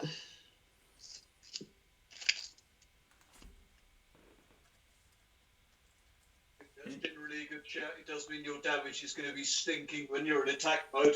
Yeah. Did you already know what your level 2 stat was? Skill was? Were you taking riposte or something? Yeah, I was just looking at the. I'm trying to look it up. Well, whilst Aiden's looking, Vicky and Jack, are you going to mull it over, or do you already know what you're doing? I will be going with backstab, I think. Okay. So, yeah. The question I've got is about healing my belly. That's tomorrow's day problem. Trying to find it on the actual detail. I've got it. Okay, found it. I think it was parry. You're going for parry. Jack, don't you have an awesome skill that allows you to heal 2 wounds for every blood wound or whatever?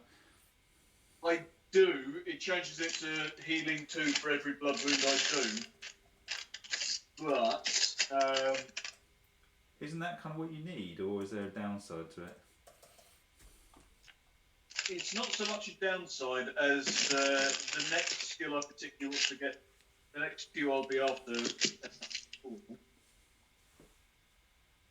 Realistically, it's a choice between backstab, which means any melee attack on a character who is targeting. I get +1 to hit and an extra 2 damage. So coming out of stealth, I'll be doing +4 damage. Okay, that's pretty nice. It also means that when I'm in combat, assuming I'm not the main target, which quite often I won't be, I will be getting +1 to hit and another 2 damage anyway. The way that works is when a monster goes to attack, they basically pick a target and you're supposed to turn it to face that person, and that's their target. And it doesn't change until they acquire a new target. So you may find that's only effective if you've got multiple people targeting the same monster, because otherwise you may always be the target if you're on your own. Possibly, but it's more the fact I'm sneaking in stealth to get in position. Yeah. Nothing is going to be targeting me at first. Okay, that's cool.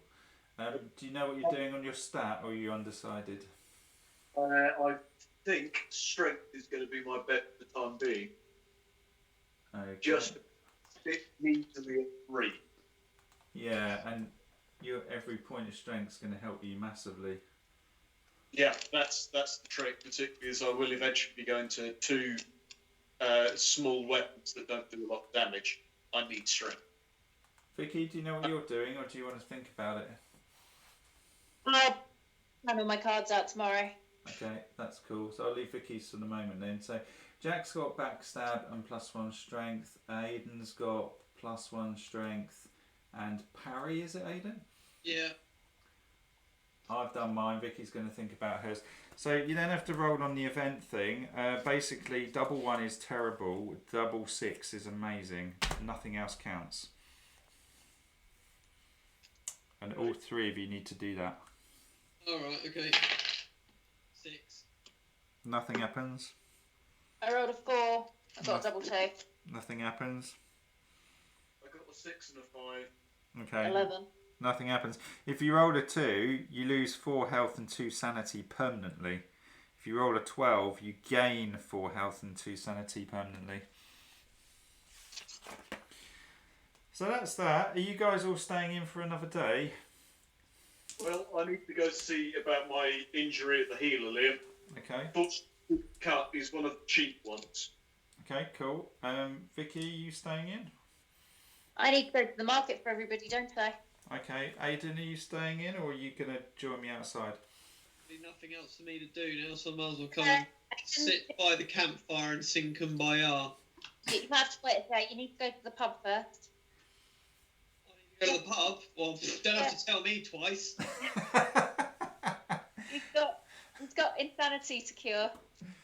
Down to the pub. Okay, well, Aidan's going to the tavern, and Vicky's going to market, and Jack is going to a healer, which is what's that? That's number location 1. So we're going to lose another 30, takes us down to 332. We need to be a bit careful about how we divvy up the money here, because you can lose money at the marketplace. So my question to you lot is, who wants what in terms of armour and stuff, or do you want me to do that later and just pour through all the cards and try and find suitable clothing and armours and whatever for everyone? I mean, I probably don't need anything at this point, to be honest. You got your whole body to deck out, feet, torso, I mean, arms. I've got, if you think about it, I've got a silver sword, I've got a heater shield, so that's my sword and board. I've got some boots, I've got some gladiator arms, and some rusty plate. So what do I need, like a helmet? Well, I mean, there are much better plates. You could dump the rusty plate and we could find you much better armour if you want me to go trawling through the decks and find you something. I still think we should do like last time. Like I say, we've got the necklace thing we just got to sell, which is another 200 crowns anyway. We've got the ornate sensitive, got the hammer. Yeah, there's 2 or 3 things to sell, which is going to make us quite a bit of money. So I reckon we do like last time and actually increase our armour a bit slower, but make sure we get the decent gear to start with. Okay. Just having a... Okay, well, in which case, Vicky, do you want to take no money to market and just coin in what you sell, so you've got no risk of losing anything? Sounds like a plan to me. In which case, do we give all the money to Jack, because you're going to the healer and I don't think you can lose it there? That sounds like a good plan. And give the absolute minimum to me. Yeah, because you're going to the pub. Right, boy. Right, we'll do Aidan in first. So Aidan goes to the pub. He costs him 5 crowns to buy ale and stuff. So we're on, what, 327, is it? And then you heal 1d6 insanity, Aidan, if you want to roll it. 4. 4. Actually, it's 2d6, so it makes no odds. Actually, you do need to roll another d6 because there's a chance you get alcoholism. 6. You got 6. So what you got in total? What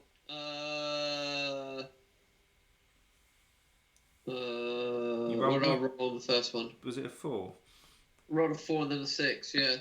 Okay, so it's only a 12, you become an alcoholic. So you've got all your insanity back. You then need to roll 2 dice to see what happens in the pub. 7. So quiet, so nothing happens, that's good. And then Jack, you went to the healer, didn't you? So to cure an illness costs 30, Jack. It's not illness, it's curing the heal injury chart down the bottom. Oh, okay. So which one did you have? Deep cut? Yep, so it's 20 crowns and 3 days at the healer. So 307. The 3 days you actually have to spend in the pub just resting. Oh no! So Jack's got his cure. You've got to roll 2d6, Jack, and see what happens on the healer events chart. I like these doctors. These doctors are awesome. Right, you got this, and then you got to go down the pub. Fucking pog. 7. 7, quiet day, so that's good. Then Vicky's gone to market, like one of the piggies. What are you selling, Vicky? I am selling, I believe, Jack, name the list. There is the Hammer of Fate. Who's currently carrying that? Aiden, I think. I think Ian was actually, but Oh. we just it's palmed over. Yeah, I think you're right. Actually, just trying to dig out the card. So that's worth 130. What else are we selling? The necklacey thing that I got from the sarcophagus. Yep, that was 200. So, Hammer of Justice, that's gone. I'm just wiping it off my list. You're selling. Aidan found those scriptures, so they're 200. They're gone. What else are we selling? Are we selling the old? The poet's thing, not scriptures.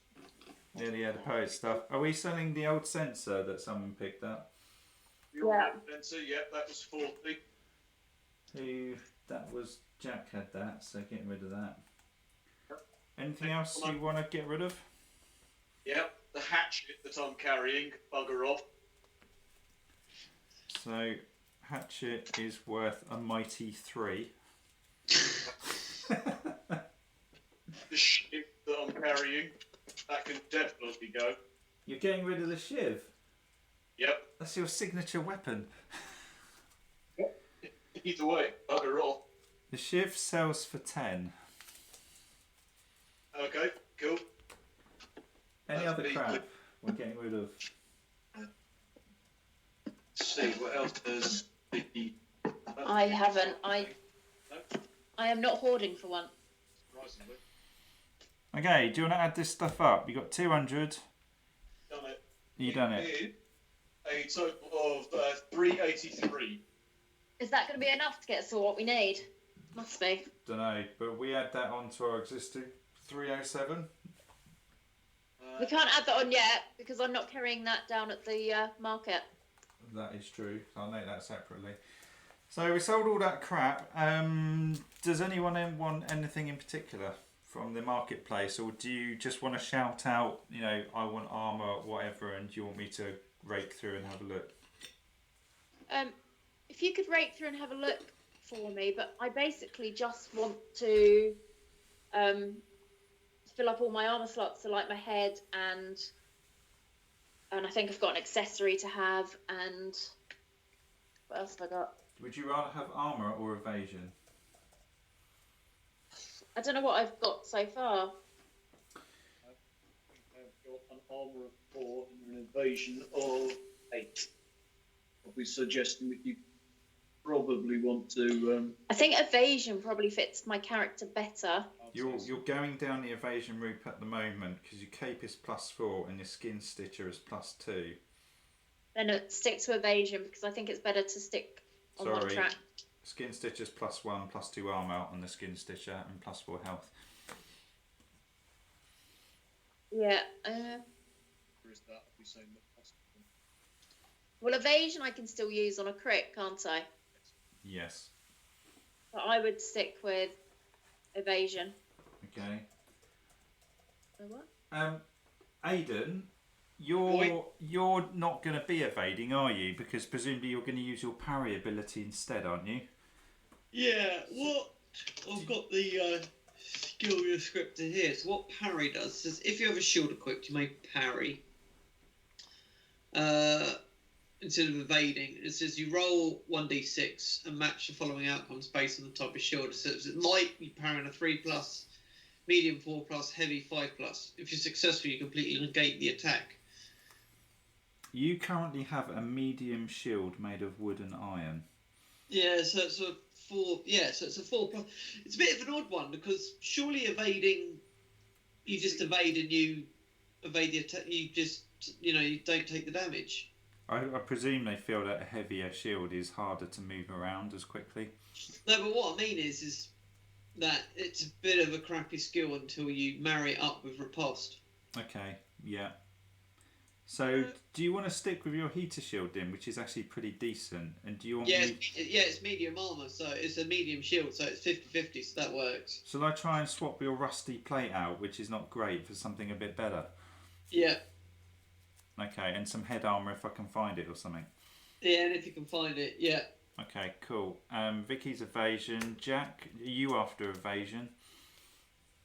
With With the stuff I'm getting, Liam, can you just fill it up kind of slowly? I'd rather get the better stuff and have a gap in my what I can wear and get that's it fine. next time. I won't buy any tat, but what I probably will do, unless you guys disagree, you usually find that for decent money you can find something really, really good, but then suddenly there's a rapid jump where you have to spend like 3 times as much to go to the like elitist items, and those ones at the moment are probably well out of our price bracket.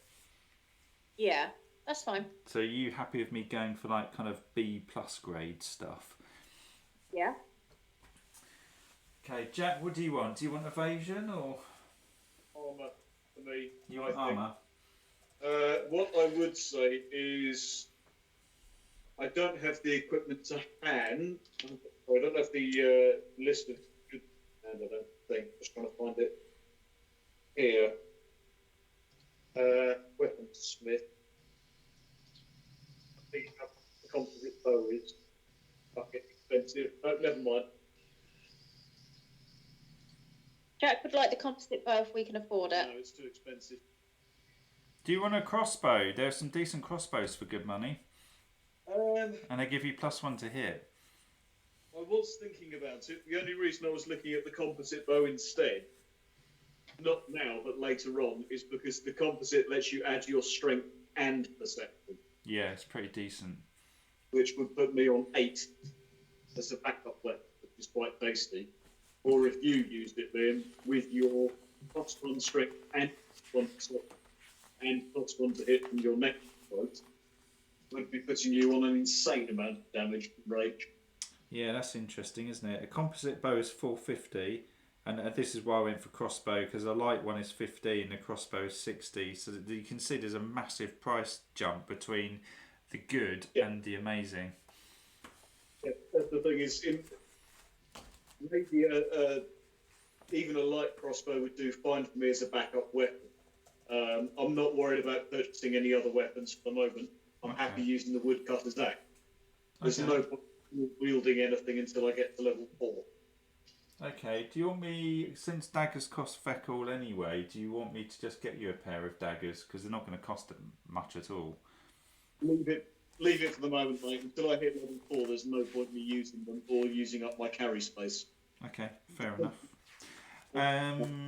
So I've got Jack, armour and a crossbow, Aidan, armour, Vicky, evasion. Yeah. Okay, well I'll go and sort that out. Vicky, do you want to roll your haggle roll so we know what level of stuff we can buy? Yep. What is it? What's the haggle roll? I'm trying to find it now. Marketplace. It's for each level of settlement you're in, so we're level 3, roll a d6 and add your charisma value.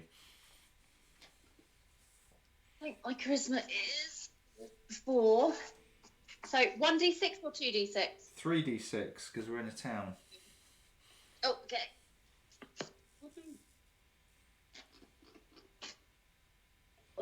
Nice. 14 plus 4, so 18. Oh well, that's ridiculously high. So that means we can access all the good stuff. So I'll go and waste some time on that. That's cool. So and then you've all got Vicky's got a roll for her time in the marketplace. So you got to roll 2d6, Vicky. Okay. 8. So it's quiet day. That's good. And then Aidan, did we do Aidan or we did Aidan in the pub? Did we do Jack? We haven't done me in the pub yet. No, you're not in the pub yet. But did we do you at the healer? We did, yes. Okay, so it's end of the day. So who's staying in and who's buggering off? I shall bugger off now that I've had my beer. Okay. Beer. Jack, you have to go to the tavern because you've got to spend a few days in there. Vicky, are you staying in or buggering off? Well, you want to keep the marketplace, don't you? Well, Vicky's already done one round. That's probably all I need to pick up the stuff we needed, frankly. But I might as well bugger off then. There's nothing else I need at the moment, is there? No, I don't think so. With any weapons at the moment, is that? So I will waste some time spending that 383 to buy stuff, unless you want to put Vicky back in market for a second day purely so she has more money to spend. But there is a chance that if you take a huge chunk of money to market, you can get pickpocketed and robbed and stuff. I'll pass. I'll leave. Okay, Jack, so we're going to lose 10 crowns for Jack for every day he's in town. So is it 3 days you've got to be in town, Jack? I'm going to check. It is. So 307 minus 30. So 277. And you don't have to roll on the chart, but Aidan, do you want to roll for 3 days of Dreadwill? See if we get any doubles. 4, but not double. Oh, double 2. So it moves 2 spaces, that's okay. It's not on the Grim Warden yet. And all double 2 again. Oh, shite. No, that's okay, it's not on the Grim Warden. Then after that, Jack, presumably you're buggering off, are you? Damn straight. Is there a tattooist? Could we get Jack a tattoo? Yeah, we can do that. There is a tattooist because I visited it, so Jack can stay in another day and go there. I'm just thinking, whilst we're here, it's worth him getting the initiative one so that he can go first. Are you sure you want that though? Because there is a cool Demon Slayer tattoo which gives you another +1 damage, and he's already high initiative. He does give the one there, but it means that I'm able to get ahead of Becky, and I will be going before anybody this way. That's one thing. Because that'll put him on initiative 10, which means he literally goes first. But if and then he could always get that other tattoo at a later date. But if you do that, that screws up the movement on the front line, because the advantage of Vicky being able to go first is she can create gaps and stuff. If you flip that round, it means Jack would always have to be on the front line. Which is fine. It's actually what we want on opening doors for him, because if I'm in stealth when the door is open, while I would be next to Aidan with Vicky directly behind me, I'm able to get into the damn room. Okay. Yeah. Unless he's able to get 2 tattoos at once. You can get a tattoo when you're level 1 for 100 crowns. The next tattoo you can get is level 5 and it costs 400 crowns. The third one's level 10, it costs you £1,000. Okay, well I still think we do it in that order. And get the other tattoo later. I'm not even sure the +1 is that helpful beyond the 30 level. But the initiative thing just meaning that I am able to stand in the doorway and get into the room. It's a tricky one, isn't it? The only reason I'm tossing in the +1 is because I know from my last campaign that when you get later on onto the levels, it becomes really difficult to find damage, and so I'm not going to bother with my initiative because it's so shite anyway. So I'm probably just going to focus on as much damage as possible. But I know for you, you've got a couple of different options. In my case, it's because of the dual wielding with 2 small weapons. If I'm able to get even one of them smithed with additional damage. Yeah, I mean, +2 initiative, for example, for Aidan, is kind of could be useful because were you initiative 4, Aidan? 3. He's 3, which will put him up to 5. So it's still a bit crap. So even if I were playing Aidan, I would probably favour damage, because unless you can get past 6, you tend to go right down bottom of the pile. Unless you're coming up against the big buggers like the Scorn Berserker or the Dreadworms, in which case being above 3 would help. Yeah. Yeah. But then he's got like loads of stamina and stuff, hasn't he, to tumble. But anyway, it's your choice, Jack. So do you want to go for the initiative or? In order to keep the assassin as viable, I think it's the best bet. I mean, damage I think will actually sort out itself. Okay. So get the smith. We'll lose 10 crowns for keeping Jack in one more day. Takes us to 267. Ignoring the stuff that Vicky made when she went to market. And then Vicky's hoarding. Yeah, and then you get the tattoo. Is it the city of It is with Spernigo. Lucrenia one or whatever? Yep. And is there an event? You don't have to roll for an event on that because you spend all day in the chair basically. Cool. So, is there anything else, or is everyone done? Done. Yeah, I think we're done. Are you done, Aidan? I think so. Well, I've been hiding outside town, so You don't want anyone to do. What did you want a tattoo? Because you could have stayed well, in I'm just another. wondering if bed. it's worth getting a tat myself. It's not a bad idea to do it now. I mean, it'd be another day in town. It's only another 10 crowns. Yeah. So what are the options? Where's the old book? So we've spent 100 for You got the book. Jack's tattoo. We've still got 167, so you can get one, Aidan. Give me Yeah. 2 seconds, and I will show you a picture of all of them that are available. I think Aidan's got the book, Vicky. Yeah, I've got the book. Okay. There's a really good one that says "Love, Mum." Yeah, I was just looking at that. I was just like, yeah. No, I've taken a picture, so it's going in group chat regardless. okay. Demon Slayer's cool. Dragon's alright. Yeah. Handy. Stamina could be useful. Evasion isn't terrible. Oh. Well, that's what I'm thinking. The extra, since I'm going to be going down ripoff, that could actually be an extra attack each round. Which one's that? The stamina one. Hecrophant. Hecrophant. What does that do? Extra stamina. That should be very good for you. Oh yeah, that's useful, isn't it? And also there's that cool one as well. The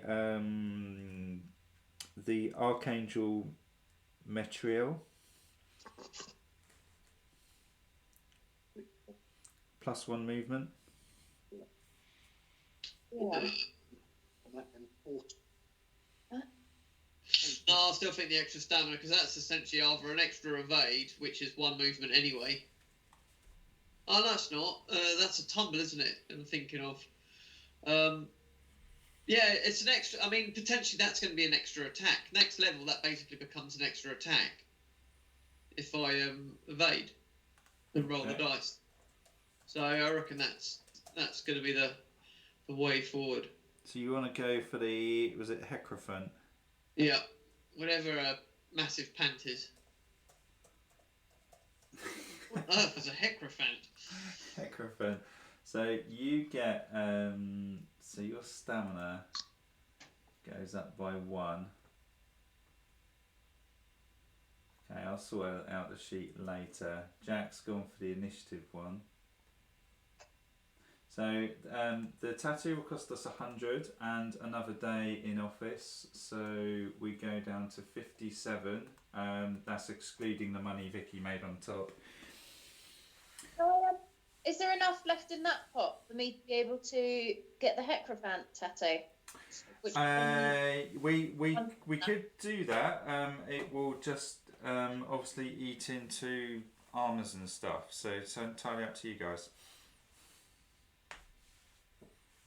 That's the thing, is we have got a reasonable amount of souls left over, I believe. I was going to say, I'm not going back into town back to the market with anything additional, am I? I can only use the money that I've got with me. It's very true, actually. I mean, yeah, I can just cash in souls. I mean, each soul is worth 10, so actually we're sitting on a truckload of money. So, yeah, sod it, Vicky. If you want to go for a tattoo, just wipe out the gold. The Hecrophant one would give me 1 stamina. So that means I can put my stat point that I have into strength as opposed to endurance. Okay, I'm Agility. just sorting out the gold. Bit confused. Which one determines my stamina level? It's endurance. Yeah, so Because I was thinking about putting my stat into endurance to give me another stamina, but if I've got that tattoo that gives me another stamina, then I can put my stat into strength, can't I? Yeah, I mean, I'm a big fan of strength because you can carry more crap and also you're doing more damage. And later on, damage is kind of everything because you see the sort of endurances. When you're rocking up to monsters with endurance 8, if your damage is pants, you're not doing nothing. It's the only reason Yeah. the Outcast was so effective for me early on, was the fact my perception was so high. Yeah. What I'll do is I'll get the Hecrophant tattoo, which will gain me 1 stamina. Not endurance, just stamina, which is a good thing. And I will put my stat into strength. And then I'll let you know my skill tomorrow. Okay, that's cool. And so Vicky's gone for +1 strength, putting you on 4. Yeah. Okay, I'll tie up all this stuff in the spreadsheet and whiz it around. Cool, so everyone happy with that? Yeah, boy. Should call it a day, go get some sleep. Yeah, Yeah. boy. Right, so say bye-bye YouTube. Or Ciao, not. Or not. YouTube.